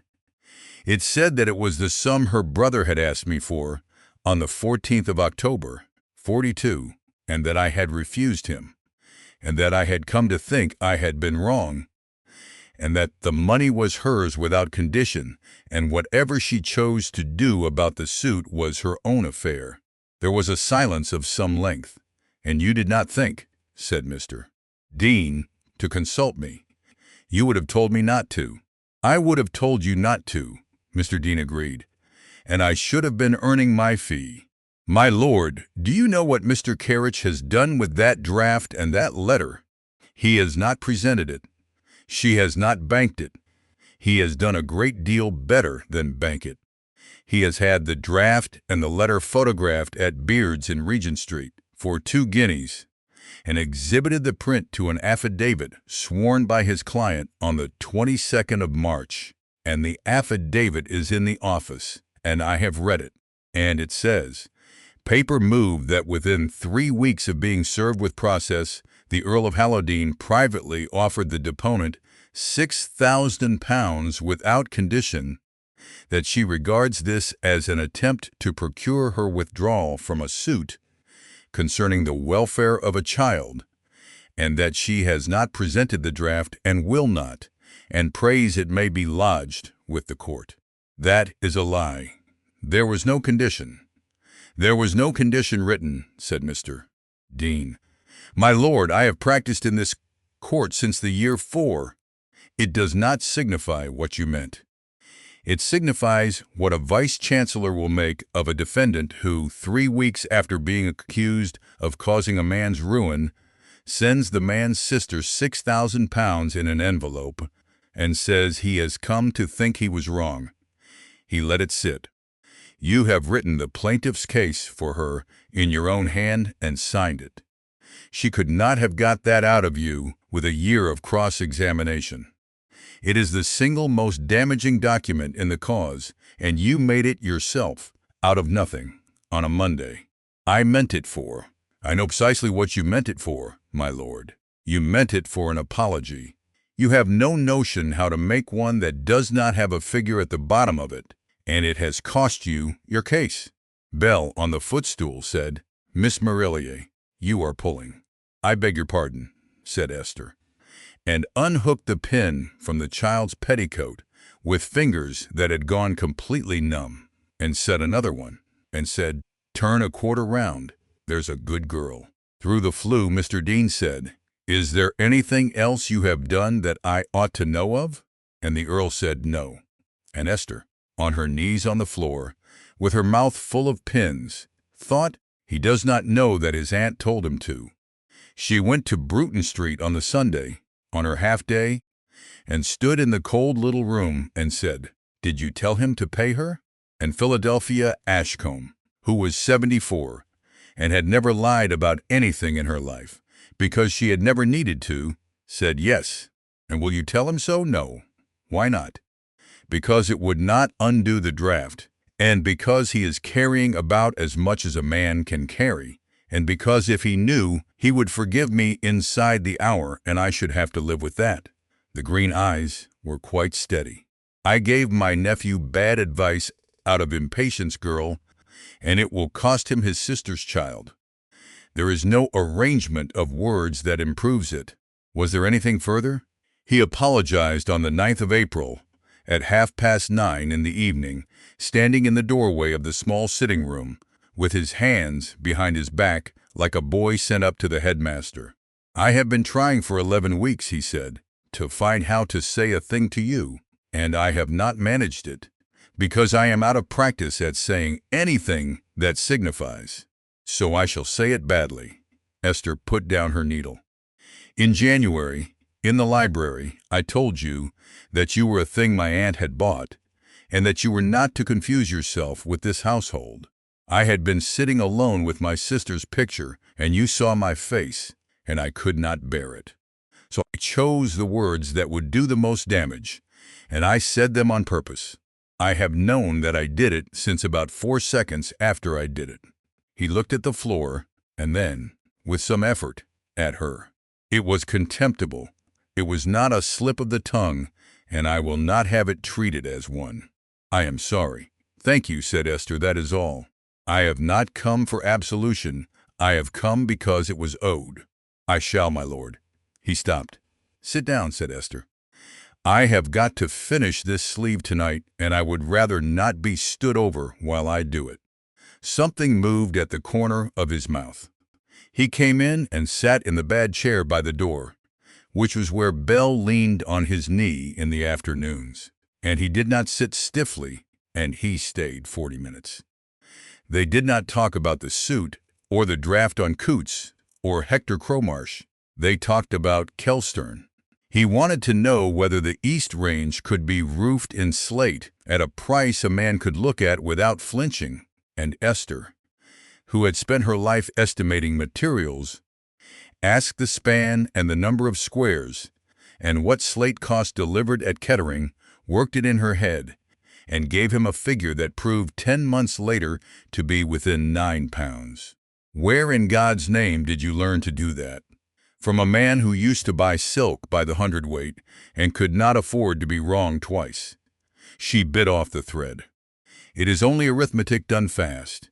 Everybody could do it if anybody had ever made them. He told her he had tried at 19 to teach himself to swim in the lake at Kelstern and been beaten for it by his tutor on the ground that it was a low accomplishment, and that he had gone back the following week and done it again, which was the single act of rebellion of his entire life, and had lasted 11 days. Esther laughed out loud and clapped her hand over her mouth, and he looked so pleased with himself that she very nearly did it again. At 10:20 he asked her, without warning, what she would be doing if she had been born with 400 a year. "This," said Esther. "You would not. I would. Only in a room I had taken myself with my name over the door, paying 6 women by the week instead of being paid by it." She held the sleeve up to the candle. "Everybody assumes that if you gave a needlewoman money, she would put the needle down. It is the same trade either way. What money buys is the other end of it, the ordering and the pricing and the saying no. That is the part they keep from us, not the sewing. Anybody may sew." He was quiet for a while. "How much would it want to begin?" 300, said Esther, "and I am not asking you for it. So you may put your face straight. I had not offered. You were assembling one. I have watched you do it twice." She laid the sleeve down. "If it ever comes, it will not come from you. It cannot. A woman who takes £300 off the master of the house she is living in has been given something, and every person who hears of it will know precisely what they think happened, and they will be wrong. And it will not matter in the least that they are wrong." That is a very cold way of putting it. It is an accurate way of putting it, and I did not invent the arrangement. I only live inside it. She picked the sleeve up again. "You may hand me the small scissors instead. That is worth a shilling, and does me no harm at all." He handed her the small scissors. When he had gone, she sat a long while with the finished sleeve across her lap, listening to the house settle, and thought, with great clarity and no pleasure whatever, "This is going to be a considerable quantity of trouble." Belle had a birthday on the 9th of May and turned 7, and there was a cake, and Mrs. Pruitt cried, and the child was given a workbox of her own with a thimble in it that fitted. It was on the 11th, 2 days after, that Esther found out what the lying was. She had gone up to the 3rd floor to fetch the child's outgrown black frock for cutting down, and Mrs. Pruitt was asleep in her chair by the nursery fire with her mouth open, and Belle was at the table by the window with her back to the door, working with enormous concentration, her tongue between her teeth. She was writing. She had a sheet of paper and a pen, and she had got ink on 3 fingers and the side of her nose, and she was going at it slowly and with terrible effort, the way a child writes when it is copying out of its own head and not off a slate. "Belle," said Esther. The child jumped a foot and put both arms flat over the paper. "It's my exercise, is it?" "Yes." Esther came round the table. "Belle," she said, "take your arms off." And the child looked up at her, and her chin came out exactly the way Mrs. Pruitt's did. And then it went, and she began to cry in the completely silent way that Esther had learned to hate more than any noise a child makes. And she took her arms off the paper. "Dear Aunt Sabina, I hope you are well.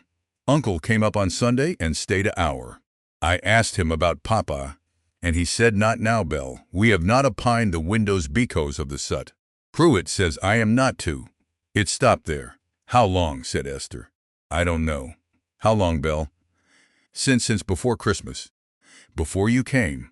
The child's voice went to nothing. "Since the summer." "Who takes them to the post?" "Pruitt does. On Wednesdays. She takes them to the Vere Street office with her own, that she has written for her by Mrs. Gorse. Only mine are already written, so she doesn't have to have them done, and it is a penny.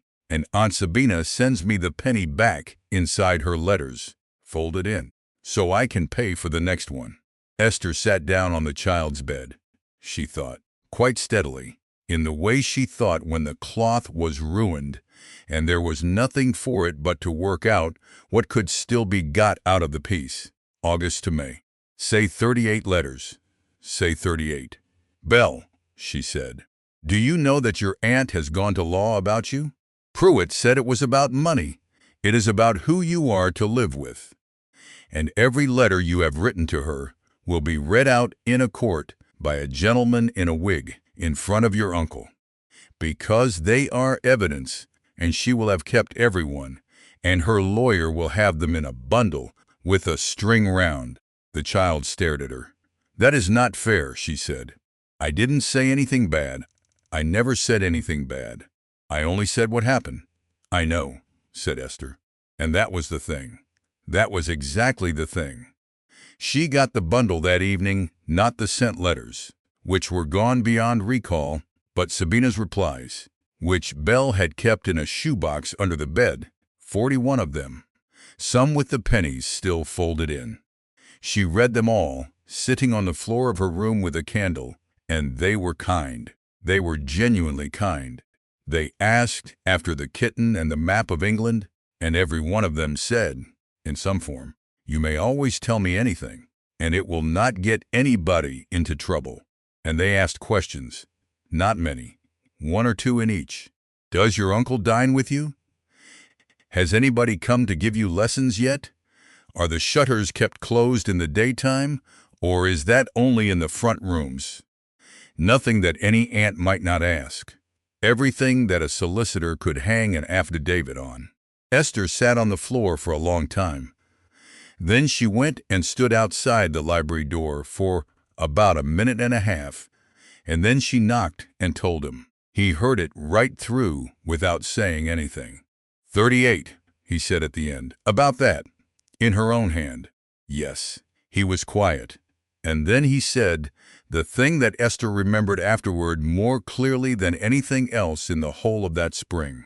"Do not let her be told she has done wrong," he said, "whatever comes of it. She asked a woman who was kind to her some questions, and she answered the ones she was asked at 6 years old. And if she is made to feel she has betrayed me, for that I will not be able to mend it, and neither will you." He looked up. "She is the only one of the whole pack of us who has behaved perfectly naturally from the beginning. Let her go on doing it." Mr. Kerrich's affidavits were filed at the end of May, and Mr. Dean's clerk sent over the office copies on the 2nd of June, and there were 41 pages of them. Esther found her own name on page 19. That the person named Esther Marillier, now residing in the said Earl's house and having the principal care of the said infant, was in the year 1842 an examinant before Her Majesty's Commissioners on the Employment of Children, and did there depose against the house of Craik and Ansell of Conduit Street, in which she was then employed, and was thereafter dismissed from that employment. And this deponent is informed and believes that the said Esther Marillier has been placed in the said Earl's household at his charge, and is dependent upon his bounty. There was more. There was a good deal more, he will say, said Mr. Dean, glasses up on his forehead. that you are a woman who informs upon her employers, and that you now live upon the bounty of a gentleman to whom you are nothing by blood or marriage. He will not say the second thing in words. He will say it by putting the two facts in one sentence, twice. He looked at her with a sort of impersonal sympathy. It is not personal. It is the strongest card he has, and he would be a poor advocate not to play it. "Was I dismissed?" said Esther. "I beg your pardon?" "It says I was thereafter dismissed." "I was not dismissed. I gave a month's notice in the July, and I have the character Mrs. Craik wrote me, and it is a good one. I was not dismissed, sir. I simply never got another place in a great house afterward. And there is a difference. And I should like the difference to be in the papers." Mr. Dean looked at her for a moment over the top of his glasses. "Yes," he said, "very well. That is worth having." Corinne came to Cavendish Square on the 9th of June. She would not come in. She stood on the pavement in the sun in a bonnet Esther had trimmed, and her face was white and pinched, and she was 21 years old, and she said it all in one breath as though she had been saying it to herself the whole way from Judd Street. "Mr. Fenn has heard your name, Corinne. He has heard it from a Mr. Carriage, who wrote to him." "Wrote to him, Esther?" "At the bank, on a Tuesday. A letter asking whether he could confirm that his intended wife's sister was resident in the household of the Earl of Hallowdene, and in what character and since when." Her voice went up and cracked. "He came to Mama, and he was kind. That is the worst of it. He was so kind. He said he was sure there was nothing in it. And then he said that the bank is a private house, and that his partners are 3 brothers, and one of them is a Quaker, and that he must ask for a fortnight to consider." "What did your mother say?" "Mama said you were dead to us in February, and she wished you had had the decency to be dead in fact." Corinne's mouth was shaking. "I am to be married in 22 days. My things are made. There are cards printed." Esther stood on the step of the great house in the sun. "If I leave here today," she said slowly, "if I take my box and go tonight to lodgings and swear an affidavit that I am no longer in this house and have no expectation from it, will that serve?" "I don't know. I don't know anything." Corinne pressed her wrist against her mouth. "Will you?" And Esther thought about a child of 7 with ink on her nose, and a court in Lincoln's Inn in 8 days' time, and a bundle of 38 letters with a string round. "I don't know," she said. "I will find out tonight, and I will send to you by 9 tomorrow, and Corinne, I am not saying no." "You are not saying yes?" "No," said Esther. "I am not saying yes." Corinne looked at her for a long moment. Then she said, quite quietly and without any drama at all, "You were always the cleverest of us, and I have hated you since I was 15. And I did not know until this minute that I had also relied on you," and turned and walked away down the north side of Cavendish Square without looking back. She did not go. She sent to Corinne at 8 the next morning to say so, and never afterward pretended to herself that it had been a difficult decision, only a bad one. Mr. Dean had put it plainly on the Thursday. If she left 4 days before the hearing, Carriage would tell the Vice-Chancellor that the defendant had removed the woman rather than let her be looked at, and that would be worth more to him than anything she had ever done. There was no door she could go out of that would not slam louder than her staying. So on the 17th of June she put on her gray merino and went with Miss Ashcombe in a hackney to Lincoln's Inn. The court sat in a low room paneled to the ceiling in oak the color of strong tea, with dust standing in the light from the high windows and 11 men in wigs at desks that faced no particular direction. There was no witness box. There was nobody to be sworn. Esther had come expecting something like the Old Bailey out of a print shop window, and had got instead a room of gentlemen reading paper aloud to one another, and it took her the best part of an hour to understand that this was the whole of it, and that in that court the evidence was sworn somewhere else entirely, by people who never came. Sir Marcus Threlfall, Vice-Chancellor, was a small, dry man of 60, with a habit of pressing two fingers to his eyebrow while he listened, and he listened to all of it. Mr. Carrick's counsel opened. He was a thin man named Pritchard, with a Welsh voice and a great deal of patience, and he spent 40 minutes being extremely fair to the Earl of Hallowdene. His lordship's character in the county was excellent. There was no suggestion whatever of cruelty in the ordinary sense. This was not a case of a wicked guardian, but of an unfit one. Unfitness might arise as much from grief as from vice, and the court was not asked to punish his lordship, but to look at a child. Then he began to read the letters. He read 11 of them, in order, from the August of the previous year to the May of this, exactly as they were written, spelling and all, in a level, uninflected voice, and he did not comment on any of them. "We have not opined the windows because of the soot. I asked him about Papa, and he said not now, Belle. I had my dinner at 4 in the schoolroom. Pruitt had hers with me. I like it when Pruitt has hers with me. Uncle came up on Sunday and stayed an hour. He is not cross, he is only quiet at me. There is nobody here my age." Esther sat on the bench beside Miss Ashcombe with her hands in her lap and kept her eyes 4 feet above everybody's heads. Beside her the old woman sat like a small iron post and did not move at all, and at some point during the 8th letter Esther felt a dry hand come down on her wrist and grip it hard and stay there, and neither of them ever mentioned it afterward. "He was not cross, he was only quiet at me." Every word of it was true. That was the thing that nobody in that room was ever going to be able to answer, because there was no answer. Mr. Dean could not stand up and say that the windows had been open. They had not been open. He could not say the child had company. She had not had company. All he could do, when his turn came, was to say that the state of affairs described in those letters had been substantially altered since January, and to point to the affidavits of Halstead and Mrs. Gorse and Miss Ashcombe, which he did, at length and well. And Mr. Pritchard rose again and said mildly that his learned friend had put it exactly.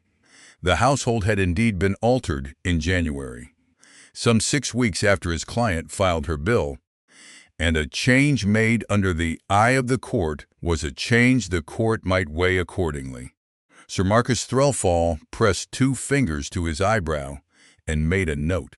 Esther, watching from the bench, understood at last, and about 4 months too late, what she had been doing in that house since the 15th of January. She had been the improvement. She was the thing brought in to make the picture better, exactly as Miss Ashcombe had said at the fireside in Bruton Street, and everybody in that room knew it, and it was going to be used as proof that the picture had needed improving. Every kind thing she had done since December had gone into the plaintiff's brief. They came to the papers at 20 past 2. Mr. Pritchard said there were 2 further matters, and that he was sorry to trouble the court with the first of them. It was the draft on Coutts for £6,000, dated the 11th of March, with the letter that had come with it, both exhibited as photographic copies. He read the letter twice. He did not once say the word bribe, and did not have to.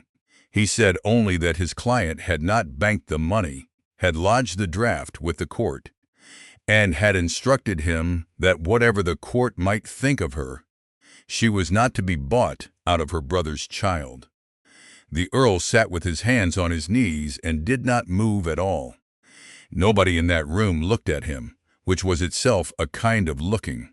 "The second matter," said Mr. Pritchard, "is the deposition of my client as to the effects of the late Mrs. Marion Cromarsh, and I must say at once that the court will wish to know how these effects came into her hands." He explained it in a sentence. In February, a member of the family, who had asked that his name not be brought forward, had caused 3 trunks of the late Mrs. Cromarsh's things to be delivered to Keppel Street.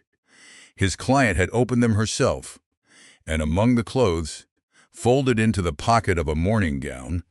She had found a paper in her sister-in-law's hand. He held it up. It was one sheet folded in four, soft along the creases. "It is undated as to the year," he said, "but it is headed the 3rd of December, and it was written, as the court will see, from Kelstern." Then he read it. It was not long. A woman 4 weeks a widow, sitting in a cold house in Northamptonshire, wrote to her husband's sister to say that she had been ill and did not expect to be well again soon, that she was very much afraid, that if anything happened to her, she begged Sabina would take Amabel to Keppel Street and not leave her at Kelstern with Julian. Her brother was not a wicked man, she wrote, but he had a way of being right, and she had watched what his being right had cost, and she could not have the child grow up with it. And then, I am afraid of him. There, I have set it down, and I shall not scratch it out. She had signed it with her name. There was a silence in that oak-colored room of about 4 seconds, which is a very long time in a court of law. On the public bench, an old woman of 74 closed her hand round a young woman's wrist and gripped it hard enough to leave marks, and neither of them afterward mentioned that it had happened. Mr. Dean got up and said that the paper was undated as to year, unwitnessed, and had reached the plaintiff by a route she declined to name, and that his lordship could swear his sister had written to him from Kelstern on the 7th of December in terms that could not be reconciled with it. Mr. Pritchard said gently that he had no doubt of it, and that ladies wrote a great many things to their brothers. And Sir Marcus Threlfall took his fingers off his eyebrow and said the first thing he had said all day. Mr. Dean: "Do you say that this is a forgery, Mr.?" Dean stood with his hands on the desk in front of him for what felt to Esther like a week. "My lord, I am not instructed that it is." "Then I shall have the point tried," said the Vice-Chancellor. "I will not decide the future of an infant on a document of this weight upon affidavit. Mr. Pritchard, Mr. Dean, I shall direct an issue to be tried at law before a jury, whether the paper of the 3rd of December is or is not in the hand and of the writing of Marian Cromarsh. Let it go to the sittings at Guildhall after Michaelmas. October, gentlemen." He drew the papers together. "In the meantime, the infant Amabel Cromarsh is made a ward of this court, and the court will have the care of her. I shall not send her to Keppel Street. The plaintiff is a party, and I will not have a child in a party's house, pending trial. Neither will I leave her where she is." He looked over the top of his glasses. "Miss Philadelphia Ashcombe has sworn an affidavit in this cause, and is a lady of 74, with a house in Bruton Street and no interest in the guardianship. The child will reside with Miss Ashcombe. The plaintiff will have access one afternoon in each week. And the Earl of Hallowdene will not reside in that house nor sleep under that roof until this matter is disposed of, and will see the child in the presence of a third person and not otherwise." "My lord," said Mr. Dean. "Mr. Dean, your client sent the plaintiff £6,000 in March. I am doing rather less to him than I might." Sir Marcus stood up, and the whole room stood with him. "October, gentlemen. They took her that same evening, because there was no sense in doing it twice. Esther packed the child's box herself. Belle stood in the middle of the nursery in her hat, with her hands hanging down, and watched every single thing go into it, and said nothing until the very last, when she said, 'Is it because of the letters?' 'No,' said Esther. 'It is because of a paper that a grown person wrote. It is not because of anything you did.' And she heard herself say it, and knew it was the first outright lie she had told the child, and that she would tell it again as often as required. She took the card of cherry silk ribbon out of her workbox, where it had lived since December. There were 4 yards of it. She measured it against her forearm and cut it in 2 with her small scissors and tied 1/2 round Belle's wrist twice and knotted it. 'That is half,' she said. 'I have got the other half.' Halvies are no good on their own, so we shall both have to look after them."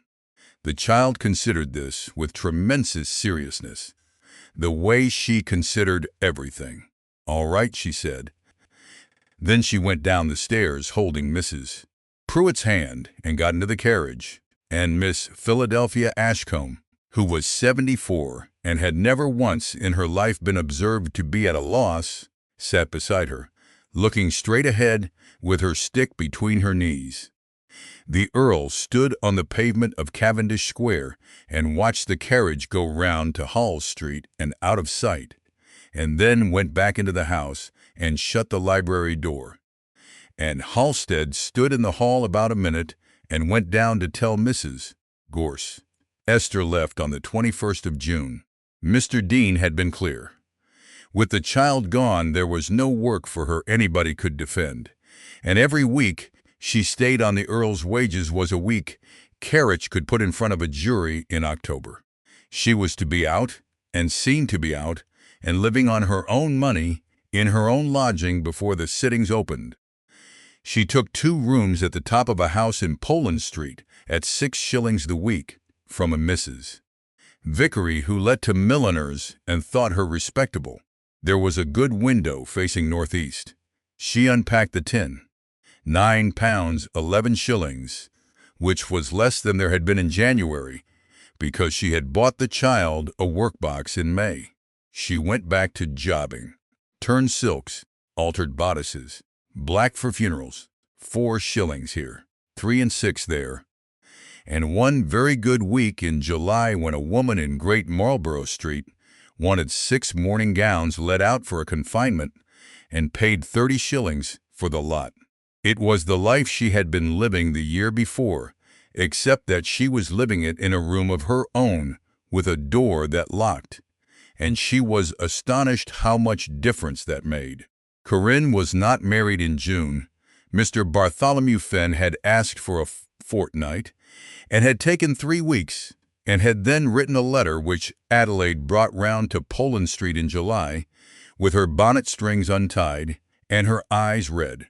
It was, Esther gathered, a decent letter.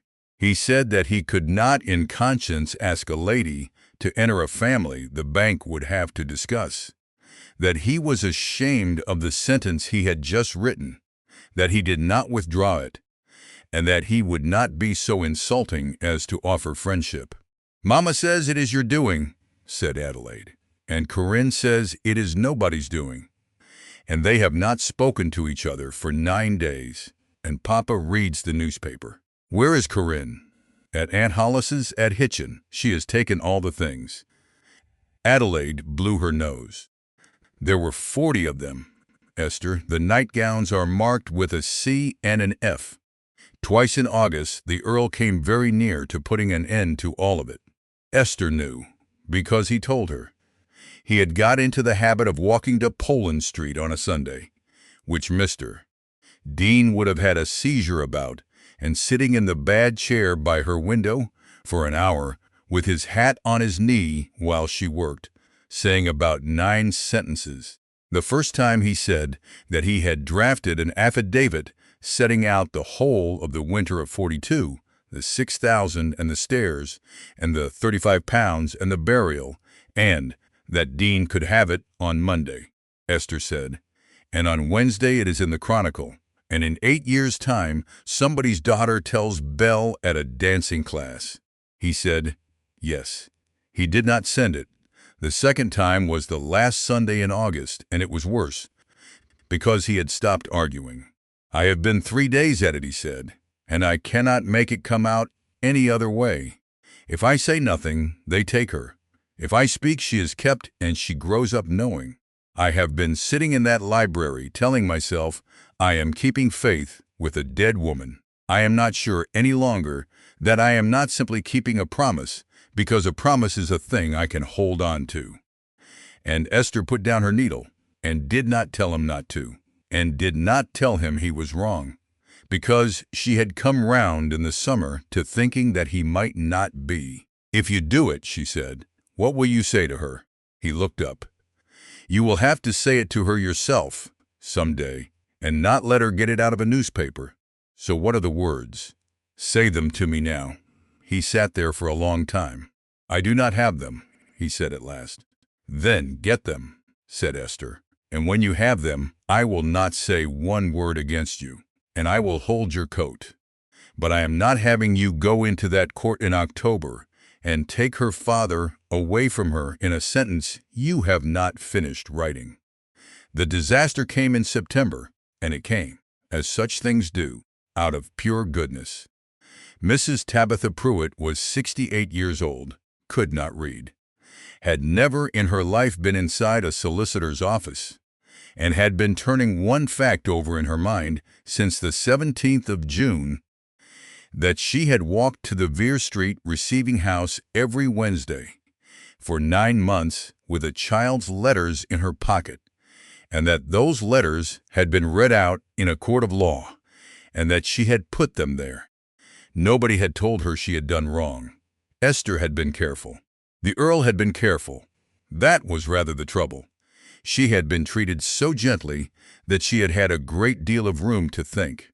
On the 4th of September she put on her bonnet, told Miss Ashcombe's housemaid she was going for camphor, walked from Bruton Street to Bedford Row, and asked at 3 doors until somebody directed her to the office of Mr. Barnabas Carriage, and went in and said she wished to tell the truth about the letters. He kept her 2 hours and 10 minutes and was extremely kind to her. He took down what she said as a deposition and read it over to her, since she could not read it herself, and she said yes to all of it, and made her mark. There was a great deal in it that was true, and that nobody had ever asked her before. That she had had sole night charge of the child for 2 years. That she could not read a doctor's direction on a bottle. That in the winter of '43 the child's ear had run for 5 weeks before anybody sent for a surgeon. That the Earl had been at Kelstern most of that winter. That she had not liked to trouble him. And one thing more. At the end which Mr. Carriage had spent the last 30 minutes walking her up to very carefully, and which she said because it was true. And I say that there is a thing about the winter of '42 which is not known and which his lordship has never told, and that I know it and will not tell it, and that I would not tell it if I was to be hanged for it. Mr. Dean read that sentence aloud in the Yellow Room in Cavendish Square on the 9th of September, and then set the paper down very quietly on the table. My lord, he said, that is the worst sentence in the whole of these papers, and it came out of the mouth of the one person in your household whom nobody will believe has a motive to hurt you. Mr. Carriage will read it to a jury on the first day, and he will not need to say another word about you for the rest of the trial. Adelaide Hollis came to Poland Street on the 24th of September, bought with a bag of greengages and a piece of gossip, and neither Esther nor anybody else ever afterward found a way to thank her for it that did not sound absurd. She had taken to coming on Tuesdays. She was 19. She was not clever. And she had discovered in the ruin of her sister's marriage that she liked being useful better than she had ever liked being pretty. And since she could not be useful in a large way, she had settled on a small one, which was to come every week and tell Esther everything that was being said. There is a thing about Captain Slade, she said, with her mouth full. Do you want the Slade thing or the Peel thing first? Slade. Mrs. Peel had it from Miss Beddoes, whose brother is in the 15th. Captain Slade paid £280 to a man called Rusher in the November before this last November, at Christmas, and everybody said, where has Crispin got £280? Because he had been dunned in the summer and had been asking everybody, and he told them an aunt had died. Adelaide licked her fingers. Only he has not got any aunts except Miss Ashcombe, and she is not dead. She is at Bruton Street with Belle. Esther sat quite still with a sleeve in her hand. When at Christmas? I don't know. Christmas. Adelaide. Think. Was it before Christmas or after? Because Miss Beddoes said he was at the Rutland's ball on Boxing Day and paid for a supper for 11 people, and everybody thought it was very strange after the summer. Esther put down the sleeve. She got up and went to the shelf and took down her own notebook, the black one, the one she had kept since she was 17, with the column at the back for things she did not yet have a use for, and turned it to the 4th page. 15 Jan. Kelstern list, 8 trunks. Delivered 5. Mrs. G says 3 short. Locked room, shut house, no signature. And underneath, written in a different ink on a different day, all Mrs. C's making one hand left-handed. Very fine. 10 years. She looked at the 2 entries for a long moment. Then she took her bonnet off the peg. It took 11 days, on foot and by omnibus and by letters at a penny each, and she did nearly all of it without telling anybody, because she had learned in January what happened to a thing she found once it reached people who wanted to use it. Mrs. Gorse gave her the Kelstern inventory and the name of the caretaker. Pettifer, a deaf old man who had been at the Abbey 40 years, remembered perfectly well. A gentleman of the family had come down in the last week of November with a note in what Pettifer took for his lordship's writing, and had had 3 trunks brought out of the Northup room and put on a cart, and had given him half a sovereign, and he had signed nothing, because there had been nothing to sign. The carter was at Kettering and was found by letter. He had taken the 3 trunks to a warehouse in Bishopsgate. The warehouse had a book, and the book had a name, and the name was not Slade. It was a broker in Houndsditch who dealt in gentlemen's leavings. The broker remembered them because there had been nothing in them worth having. All black, he said, and all old. He had had them off a captain for £4.10, sat on them 9 weeks, begun to think he should have to burn them, and then a clerk had come in February and bought the 3 for £22, cash, without looking inside. Esther asked what the clerk had looked like. The broker said he had looked like a clerk. Esther asked whether he had left a name in the book, and the broker turned the book round, and there it was in a clerkly hand. B. Carriage, Bedford Row. She stood in a dark shop in Houndsditch on the 5th of October, with her finger on the line. £22 for 3 trunks of dead black clothes that a broker had been going to burn. Nobody pays £22 for that.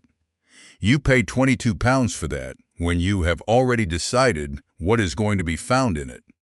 And she thought, walking back westward along Houndsditch in the rain, past the old clothes stalls, and the men calling that Mr.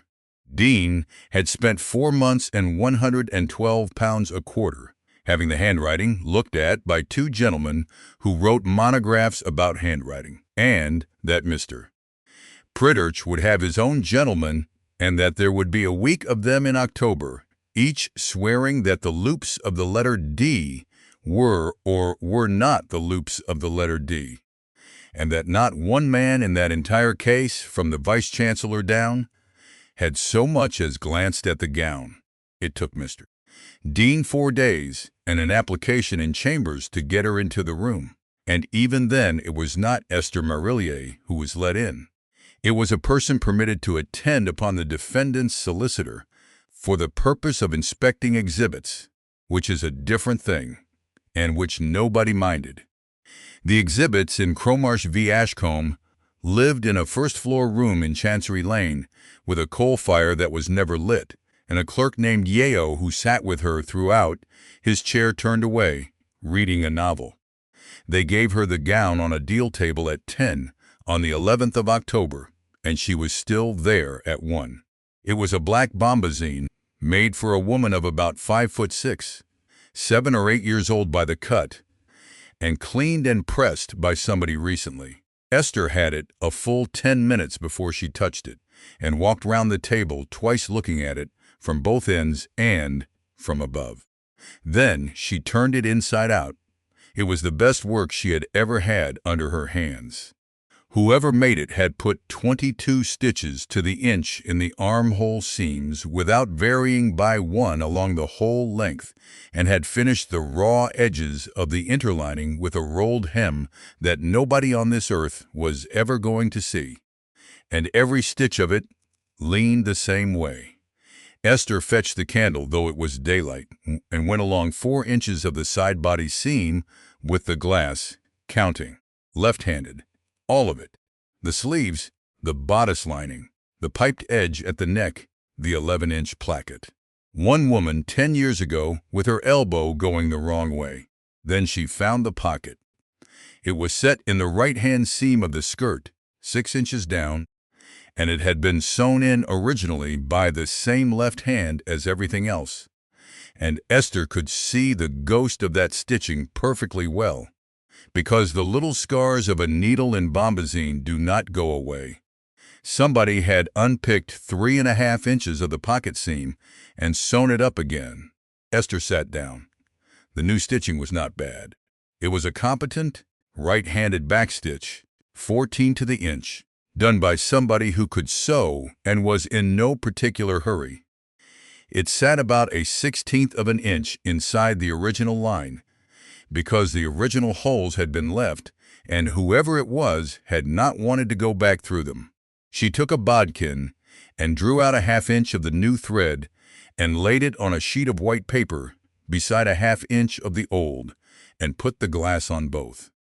The old thread was Hank silk, 3-cord, the sort of thread a court dressmaker buys by the pound and the piece and winds herself. The new thread was doubled silk off a card, machine wound, the sort sold by the ounce in any haberdasher's between Cheapside and Oxford Street for a penny 3 farthings, and it was very slightly the wrong black. Then she asked Mr. Yeo, very politely, whether she might see the paper. He brought it in a wrapper and would not let her hold it, so she held the candle instead, behind it. At the angle you hold a candle behind anything you want to see the make of. There was a watermark. There is a watermark in nearly all English writing paper because the excise has required the maker's name and the year to be laid into the mold since before the wars, and no gentleman has ever once thought about it. It said, J. Whatman, 1843. Esther set the candle down very carefully, because her hand was not entirely steady, and said, Mr. Yeo, might I trouble you for a piece of paper and the loan of your pen? She went to Bruton Street that afternoon because Friday was one of the days she was allowed. Belle was in the back parlor with a kitten and a slate, brown from a fortnight at Broadstairs, 3/4 of an inch taller, and talking. She talked 11 minutes without stopping, about the kitten, whose name was absolutely, about Miss Ashcombe, who had taught her piquet and let her sit up to 9, and about the woman who came on Wednesdays. Aunt Sabina is teaching me the mandolin, she said. She has one from Italy. She is very bad at it. Is she kind to you? Yes. The child looked at her sideways. Is that wrong? No, said Esther. That is not wrong. She stayed an hour, and at the door, with her bonnet tied. Belle took hold of 2 of her fingers and said, without any preliminary, Is it because of me? The letters. Is it because of me that everything happened? Esther knelt down on the cold hall tiles. She had had 4 months to prepare for this and had not managed it, because there was no way to. Some of it is because of the letters, she said. That is true, and I am not going to tell you it isn't, because you would find out and then you would never believe me again. Your aunt used your letters. She should not have done it, and she did. The child's face began to come apart, and it is not your fault. Both of those are true at once, Belle. Grown people do it all the time. They take a true thing a child said and make it theirs. You told the truth to somebody who asked you. That is the whole of what you did. And somebody else took it away and made a weapon of it. And I will not have you carrying that, because it is not yours to carry. Belle thought about it for a long time, with her chin out. It is a bit mine, she said, a very little bit. Not enough to sit down under. All right, said Belle. She found Mrs. Ozanne on the 15th of October in 2 rooms over a chandler's shop in Camden Town, where she lived with a niece who took in washing. It had taken 3 days. Mrs. Gorse had known there was a Frenchwoman. Halstead had known the name, the rate books at St. Marylebone had the rest. She was 79, very small and very upright, with cataracts coming in the left eye, and she sat with her hands in her lap the way women sit when their hands have finally been allowed to stop. Marian Ashcombe, she said, when Esther told her why she had come. Marian Ashcombe, that was. I dressed her from she was 19. I made her wedding clothes, and I made her lying-in things twice, and I made her mourning, and then my eyes went, and I gave it up, and she sent me £4 every quarter day until she died, and then it stopped. And I did not ask why, because I read it in the paper. Madame, will you show me how you thread a needle? The old woman looked at her. Then she took the needle and the reel off the table between them and threaded it. And everything went round the wrong way, the reel in the right hand, the needle in the left, the thread coming over the wrong side of the thumb. Esther let out a breath she had been holding for 4 days. Madame Ozanne, did you keep a book? The niece got it down from the top of the press, a quarto ledger, marbled, greasy at the corners, holding in a small foreign hand every order Marie Ozanne had taken in 22 years' date, customer, article, price, and whether it was paid. Esther turned to the autumn of 1842 with the ledger flat on her knees and the old woman watching her. There it was, the 41st line on the page, 3 Nov, 1842, Mrs. Cromarsh. 2 gowns bombazine full, 1 police ditto, crepe as directed, cap and collars. 11.140 PD cash same day. Esther read it 3 times. Then she sat in a cold room over a chandler's shop in Camden Town with a ledger open on her knees and did the arithmetic that anybody could have done and nobody had. Hector Cromarsh went into the river at Wapping Old Stairs in the small hours of the 17th of November, 1842. His wife had ordered her widow's mourning on the 3rd and paid cash for an egg, and it was in the book. You are quite certain of the date, said Mr. Dean.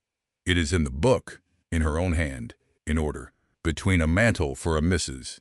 Bagot on the 1st and a habit bodice for a Miss Ferron on the 4th. It has not been touched, and she told me before I could ask twice. Mrs. Cromarsh came to Great Titchfield Street herself, alone, which she had never done in 10 years, and stood in the middle of the floor and would not sit down, and gave the order in a minute and a half, and paid out of her purse. Madame Ozanne thought at the time it was for the husband's old aunt at Bath. The yellow room in Cavendish Square was very quiet. The Earl stood at the window with his back to the room, and he had been standing there since the words 3rd of November, and he had not turned round. There is more, said Esther. There is a daguerreotype in the library of this house, and I should like to know when it was taken. It was taken. His voice was strange. She gave it to me at Christmas in '42. I never asked. She was in black. I assumed beards keep a daybook, my lord. Everybody who sits keeps a daybook. It is 2 guineas the plate, and they enter the name. Dean's clerk went to Regent Street that afternoon and came back at 6, and the entry was there in the fair copy for 1,842 Nov. 8. Mrs. Cromarsh, Cavendish Q. 1 plate half length, 2 gens, PD. She had ordered her mourning on the 3rd and been photographed in it on the 8th. Her husband had drowned on the 17th, and she had given the picture to her brother at Christmas, and he had carried it in his pocket for 2 years. She knew, said Julian Ashcombe. She was afraid, said Esther. That is not the same thing, and we shall never know which it was, and there is nobody alive to tell us. She may have known. She may only have been frightened out of her wits and unable to say it aloud to a living soul, and gone and done the one thing a woman in that state can do, which is to make an arrangement. I have seen women order mourning for people who did not die for 2 years. It is evidence of nothing but terror. It is evidence of exactly one thing, said Mr. Dean heavily, and I am obliged to say it, and then we shall not say it again. If that ledger goes into Guildhall, Mr. Pritchard will have it out of the old lady in 4 questions, and the Chronicle will print it on the Wednesday. And the sentence that will be printed is that Marion Cromarsh bought her widow's weeds a fortnight before her husband drowned and told nobody. Nobody said anything for a while, and it is the only proof we have, said Esther, that Madame Ozanne made that gown. Without the book, she is a very old French woman with one bad eye who says she remembers a bodice from 8 years ago. With the book she is unanswerable. Yes, said Mr. Dean, then we shall not use the book, said the Earl. My lord, we shall not use the book, Mr. Dean. He turned round at last, and his face was perfectly composed, and about 10 years older than it had been at noon. I swore to one of them. It appears I owe the other rather more than I supposed. Find me another way. And Mr. Fortescue Dean, Q.C., who was 63 years of age and had led in Chancery for 2 decades, put both hands on the table and said, "There is no other way. There is a right-handed stitch in a left-handed gown, and I cannot see it, and a jury cannot see it. And the only creature in England who can see it is a needlewoman in your pay whom I cannot put in the box, because Pritchard will destroy her in 11 minutes and take the whole of your case with her," Esther said. "Then teach it to yourself, sir." He looked at her. "You cannot put me in the box. Very well. Nobody has to see it who cannot swear to it. Madame Ozanne can swear to her own hand and her own work, without any book at all, if you ask her the right questions, and the right questions are not the ones you have been asking. You have been asking gentlemen about loops. Ask a working woman about her elbow." Esther pulled the chair out and sat down at the table and put her workbox on it. "How long have we got?" 9 days. Then we have 9 days. Take off your coat, Mr. Dean, and roll your cuff back, because you are going to learn to backstitch. She taught him for 3 evenings, 7 till 11, at the table in the yellow room, with a candle at either elbow, a paper of needles, 2 reels of thread, and 8 scraps of black bombazine begged from a mourning warehouse in Regent Street. He was hopeless for 2 hours, and then stopped being hopeless, because he was a man who had made his entire living out of understanding, extremely fast, things he had never heard of before Tuesday. She made him sew a seam left-handed and a seam right-handed, and look at the backs of both, with the light behind and then in front, and she made him thread a needle with his left hand until he could do it without swearing, which took until Sunday. On the 3rd evening he laid the 8 scraps out in a row, face down, and turned his back while she shuffled them, and then went along the row with the glass and got 7 right out of 8, and sat back and said, "Good God." "You will have the gown in your hand," said Esther. "You will not have to guess, Miss Merlier." He took off his glasses. "Why can I not simply say to the jury what you have just said to me? Because you are not sworn, sir, and you are paid, and they will know it. Madame Ozanne is neither." Esther began to put the needles away. "Ask her what she is. Ask her how many years.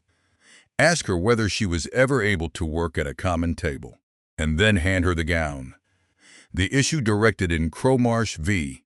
Ashcombe was tried at Guildhall on Tuesday, the 22nd of October, 1844, before a special jury of 12, and took 1 day and a quarter. Esther sat in the public part of the court on a bench at the back, between Adelaide Hollis and Mrs.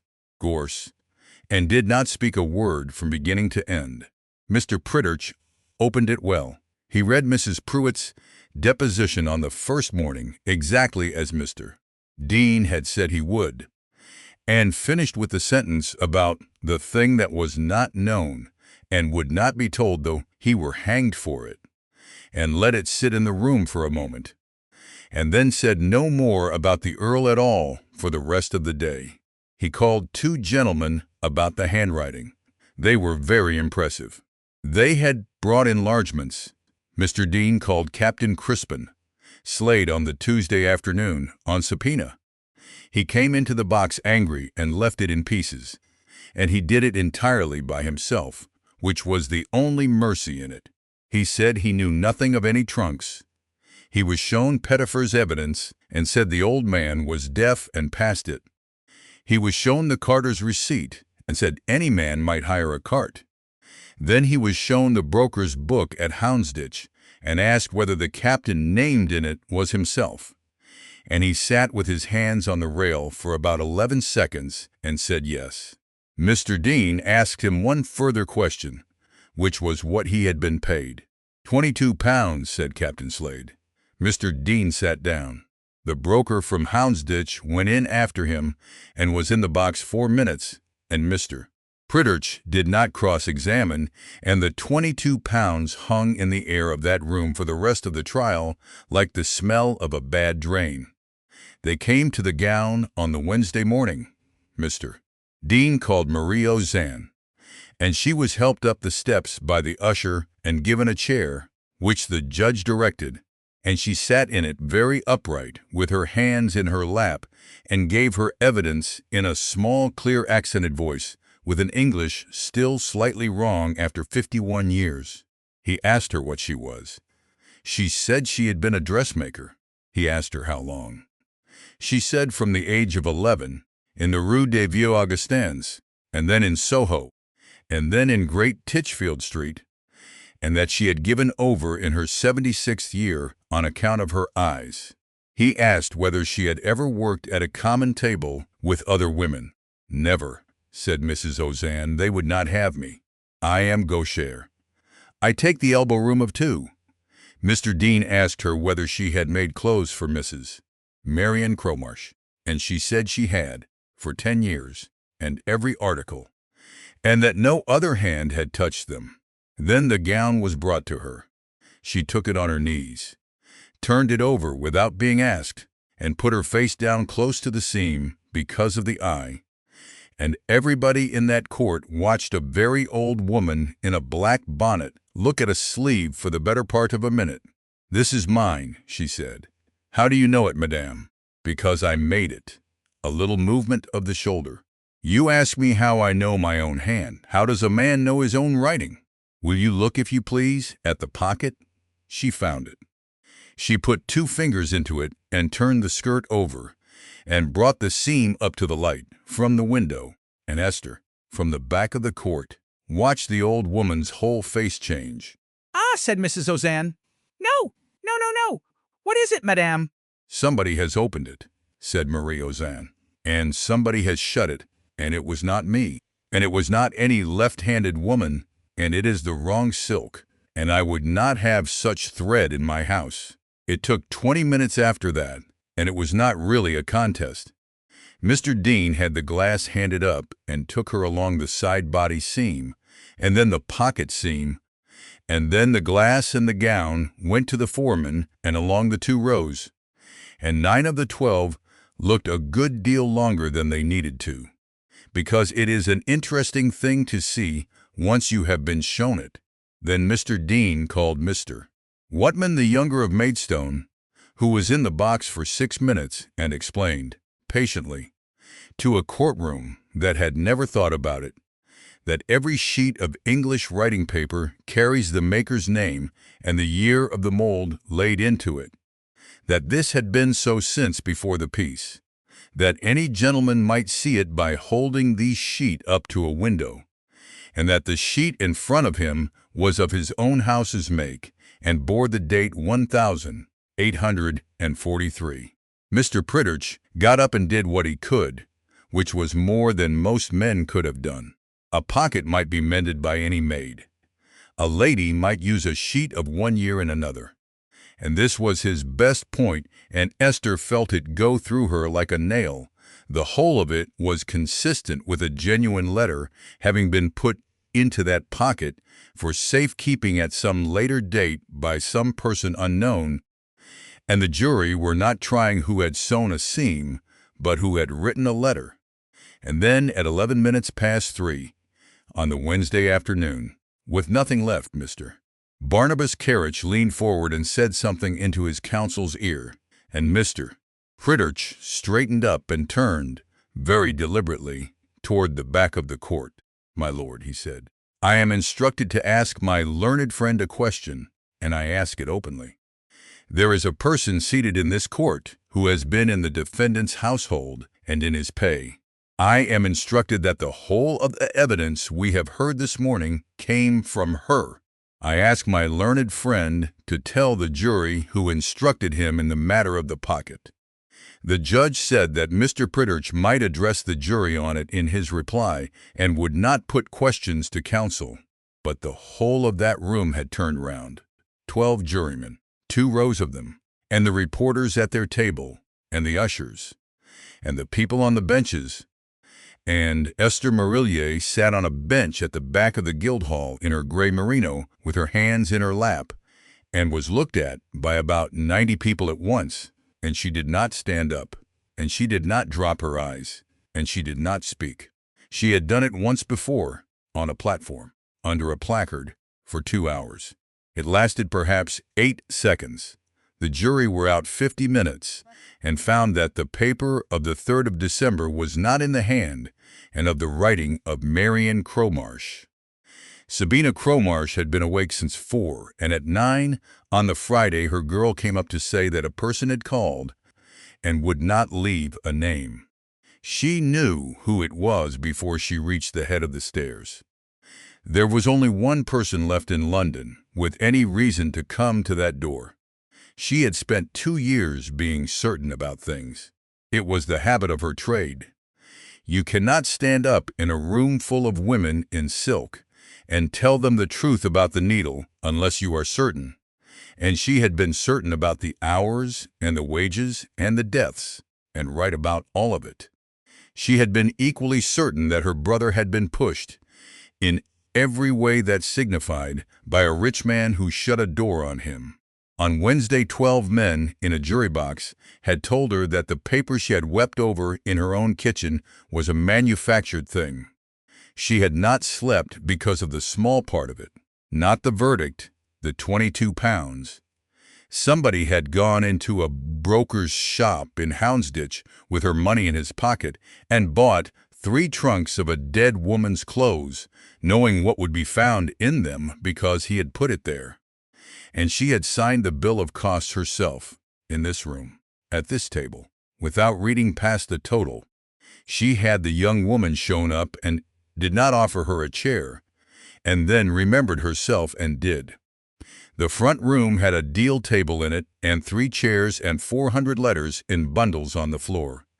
And downstairs a girl of about 15 was scrubbing the steps. "I did not know," she said, "about the paper. I want that said first, and I do not expect you to believe it. It came to me in a trunk in February. I opened the trunk myself on my own kitchen table. I have believed for 8 months that my brother's wife wrote that letter, and that I was the only person in England who cared what she wanted." "I believe you," said Esther. Mrs. Cromarsh looked at her. "Why?" "Because you did not put it in until March. If you had made it, you would have used it in January." Esther set her bag on the table. "Mr. Carriage bought those trunks at a Houndsditch broker's in February from the Earl's cousin, and had them 9 days before you saw them. He is a competent man. He knew you would open them yourself, and that your face when you did would be worth more than anything he could coach into you." The older woman put her hand flat on the table. "I have spent 10 years telling other people that no woman is ever ruined all at once," she said, "and I did not notice the first step of it in myself. May I say the thing I came to say? Say it." Esther took the ledger out of her bag and laid it on the table and opened it at the 3rd of November, 1842, and turned it round. and then laid beside it the fair copy from the daybook at Beard's in Regent Street, and put her finger on the 8th. "Read those 2 lines," she said, "and then I will tell you what they are." Sabina Cromarsh read them. She read the second one twice. Then she said, "That is a fortnight before." Yes. Before yes. The room was very quiet. Downstairs the girl went on scrubbing. "He went down the old stairs at 4 in the morning on the 17th, said Esther, "on his own feet, with nobody near him. A waterman saw him go and was ready to swear to it, and there was a paper in his coat pocket gone to pulp. The Earl paid the coroner's officer £35 to keep the waterman out of the box and the paper out of the depositions, and the verdict was found drowned, and your brother was buried at St. Dunstan's beside his little boy with the service read over him. Your sister-in-law asked it of him on the 20th of November, and he did it on the 27th, and he has never told a living soul because she made him swear the child should not know." Sabina Cromarsh sat with her hands in her lap. "I have said in 11 drawing rooms," she said, "that he as good as pushed my brother in. You have, and every one of those rooms—" She stopped. She had gone a color Esther did not like. "I was so certain. I was certain because it made sense of it. Hector was not a man who he laughed at everything. He laughed at me for wearing gray. There had to be a reason, and a rich man who shut a door was a reason, and I have been eating that reason every day for 2 years because I could not eat the other one. I know. You could have put that book in front of the jury on Wednesday." She looked up. "Mr. Pritchard had nothing left. That book would have finished it in 4 minutes and finished me with it. And everything I have built in this house, and the 400 women on those tables who have nobody else." "Why did you not?" "Because it is not mine," said Esther. "It belongs to a child of 7 who is learning the mandolin from you on Wednesday afternoons, and I will not be the person who takes her mother away from her to win a Wednesday."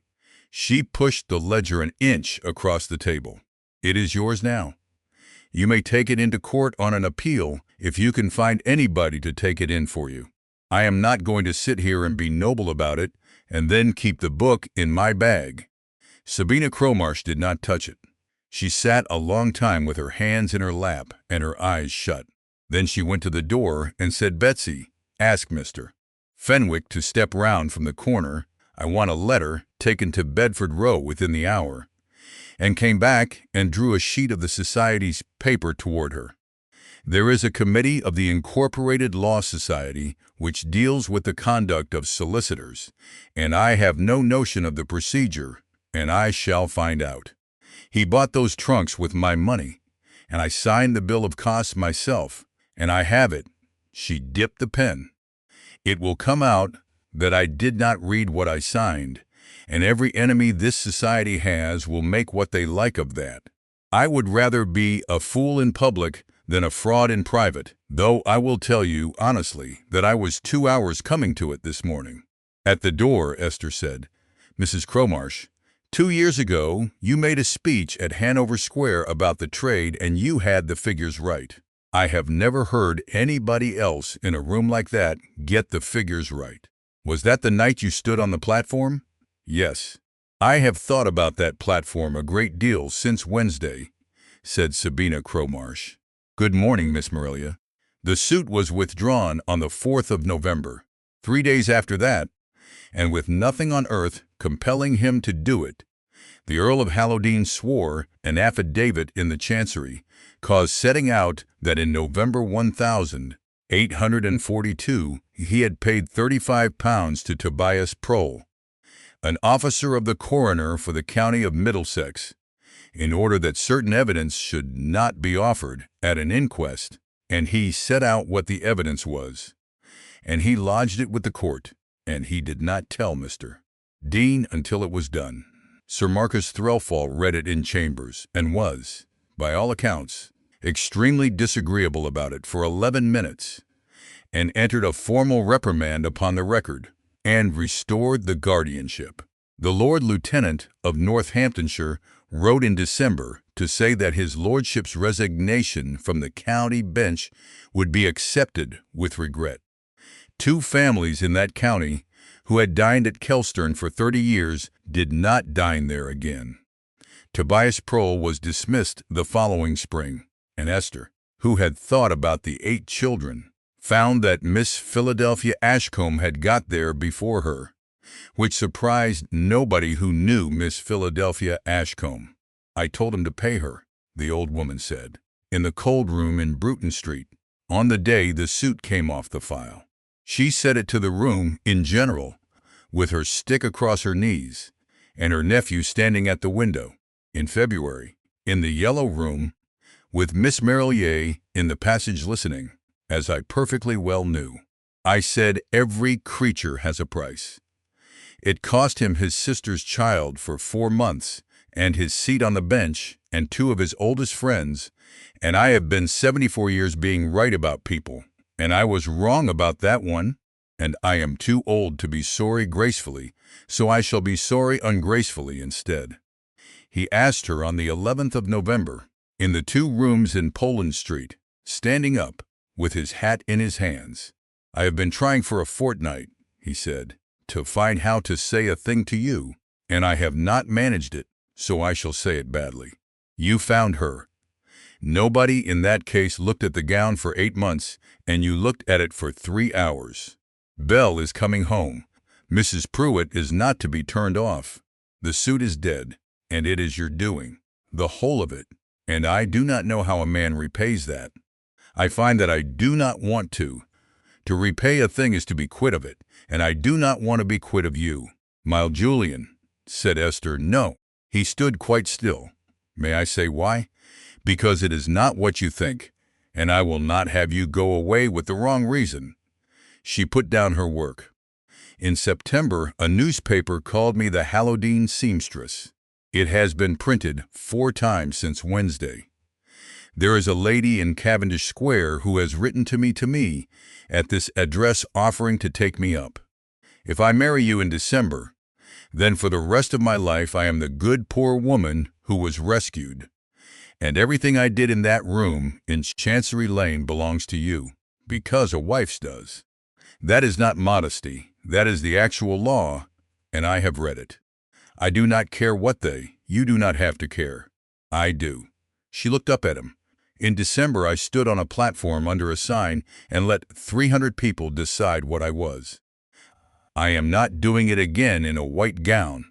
I want to be something in my own right first, so that when I come to you, I come with a thing of my own in my hands, and not with nothing." There was a long pause. "How long?" he said. "I don't know. A year." He turned his hat over once. "Very well. May I ask one thing?" "Yes." "Sit down." Esther looked at him. Then she laughed, and he heard it. And something moved at the corner of his mouth, and this time it was the whole of it. She took her capital from Miss Philadelphia Ashcombe, and not from him, £400 at 4% on a note of hand, drawn up by a solicitor, and signed by both of them. And the old woman had wanted to make a gift of it, and Esther had refused, and they had argued about it for 2 hours and enjoyed themselves enormously. The workroom opened at 31 Poland Street in February, 1,845. Wages weekly, paid on the Friday, 10 hours, 7 to 6 with an hour at noon, 8 on Saturdays. Nobody under 15 taken at all. 7 women the first year and 19 the third. She lost money for 11 months and never afterward. The trade said it could not be done at those hours. The trade was wrong and said so as little as possible. They were married in September 1,845, quietly, at Kelstern, where the East Range had been re-roofed in slate at a price. Esther wore pale watered silk that had been white once and mourning once, and was neither now. She had taken it apart herself and brought the good hidden breadths to the front and turned the tired ones under. Her mother's thimble hung on a ribbon at her wrist, because she would not be married without something of Suzanne Merrillier's near her. Belle carried the flowers and was 8, and talked the whole morning. She had come back to Cavendish Square in November of '44 and had not wanted to, and had said so. Standing in the hall at Bruton Street, with her box packed and absolutely the kitten under one arm. And it had been the worst quarter of an hour of her uncle's life, and he had not once let her see it. So they made an arrangement nobody in either family had thought of. Term at Kelstern and Cavendish Square. A fortnight in the summer and a fortnight after Christmas at Keppel Street with her aunt, who was neither forgiven nor dear to them, but who was, in the end, allowed to be family, which is its own kind of mending. There was an annuity, too, paid quarterly into the society, and Sabina Cromarsh knew where it came from and took it. Amabel Cromarsh was told the whole of it in the spring of 1851, a few weeks before her 14th birthday, in an afternoon, by Esther, at a table, with the ledger and the daybook and the depositions in front of her, and nothing left out. She cried for 2 days and was angry for a fortnight, mostly with her uncle, and then went and sat with him in the library for a long evening, and afterwards said the only thing about it she ever said to anybody, that she was glad she had had it from a person and not from a newspaper. Mrs. Tabitha Pruitt learned to read at 71. She took 8 months over it and was taught by Bell, who was a merciless instructor. And the first thing she ever read through, unassisted, was a letter she had herself carried to the Vere Street receiving house in 1843. She lived at Kelstern in a room with a fire in it and died 4 winters later in a warm bed with Bell holding her swollen hand. Barnabas Kerrich was struck off the roll in 1846. Crispin Slade sold out of his regiment and went to Melbourne and wrote twice, asking for money, and was sent it both times. Corinne Hollis married a curate at Bedford in 1847, was tolerably happy, and never forgave Esther. She sent a card every Christmas for 20 years, correct in short, and never once mentioned the summer of 1844. Adelaide married a corn factor, had 5 children, came to Poland Street every Tuesday for 11 years, and was the only one of them who ever said out loud that she had been useful. And in July 1851, the Countess of Hallowdene went with her husband and her niece to the Crystal Palace in Hyde Park on a Thursday, in the crowd, and paid the shilling like everybody else. In the British section, among the silks, there was a piece of Spitalfields brocade woven to a draft that had not been used since 1806, made up in a workroom in Poland Street, with a woman's name on the card beside it, and a little further along, among the amateur work, a sampler of white embroidery on white worked by Amabel Cromarsh, age 14, sent in without telling anybody at all. The 3 of them stood in front of it a long time. It was very hot under the glass, and there were 60,000 people in the building that day. And somewhere at the far end, a great many of them were singing, in a workbox at home in Cavendish Square, under the reels. There were 2 yards of cherry-colored silk ribbon, faded now, cut in half with a pair of small scissors on a June evening in 1844. And the other 2 yards were in a box of bells, and neither of them had ever thrown their half away. She had her mother's thimble on her finger. It was worn thin and lopsided at the crown, and it had been on that finger through every hour of the work that in the end had saved them all, and she wore it still.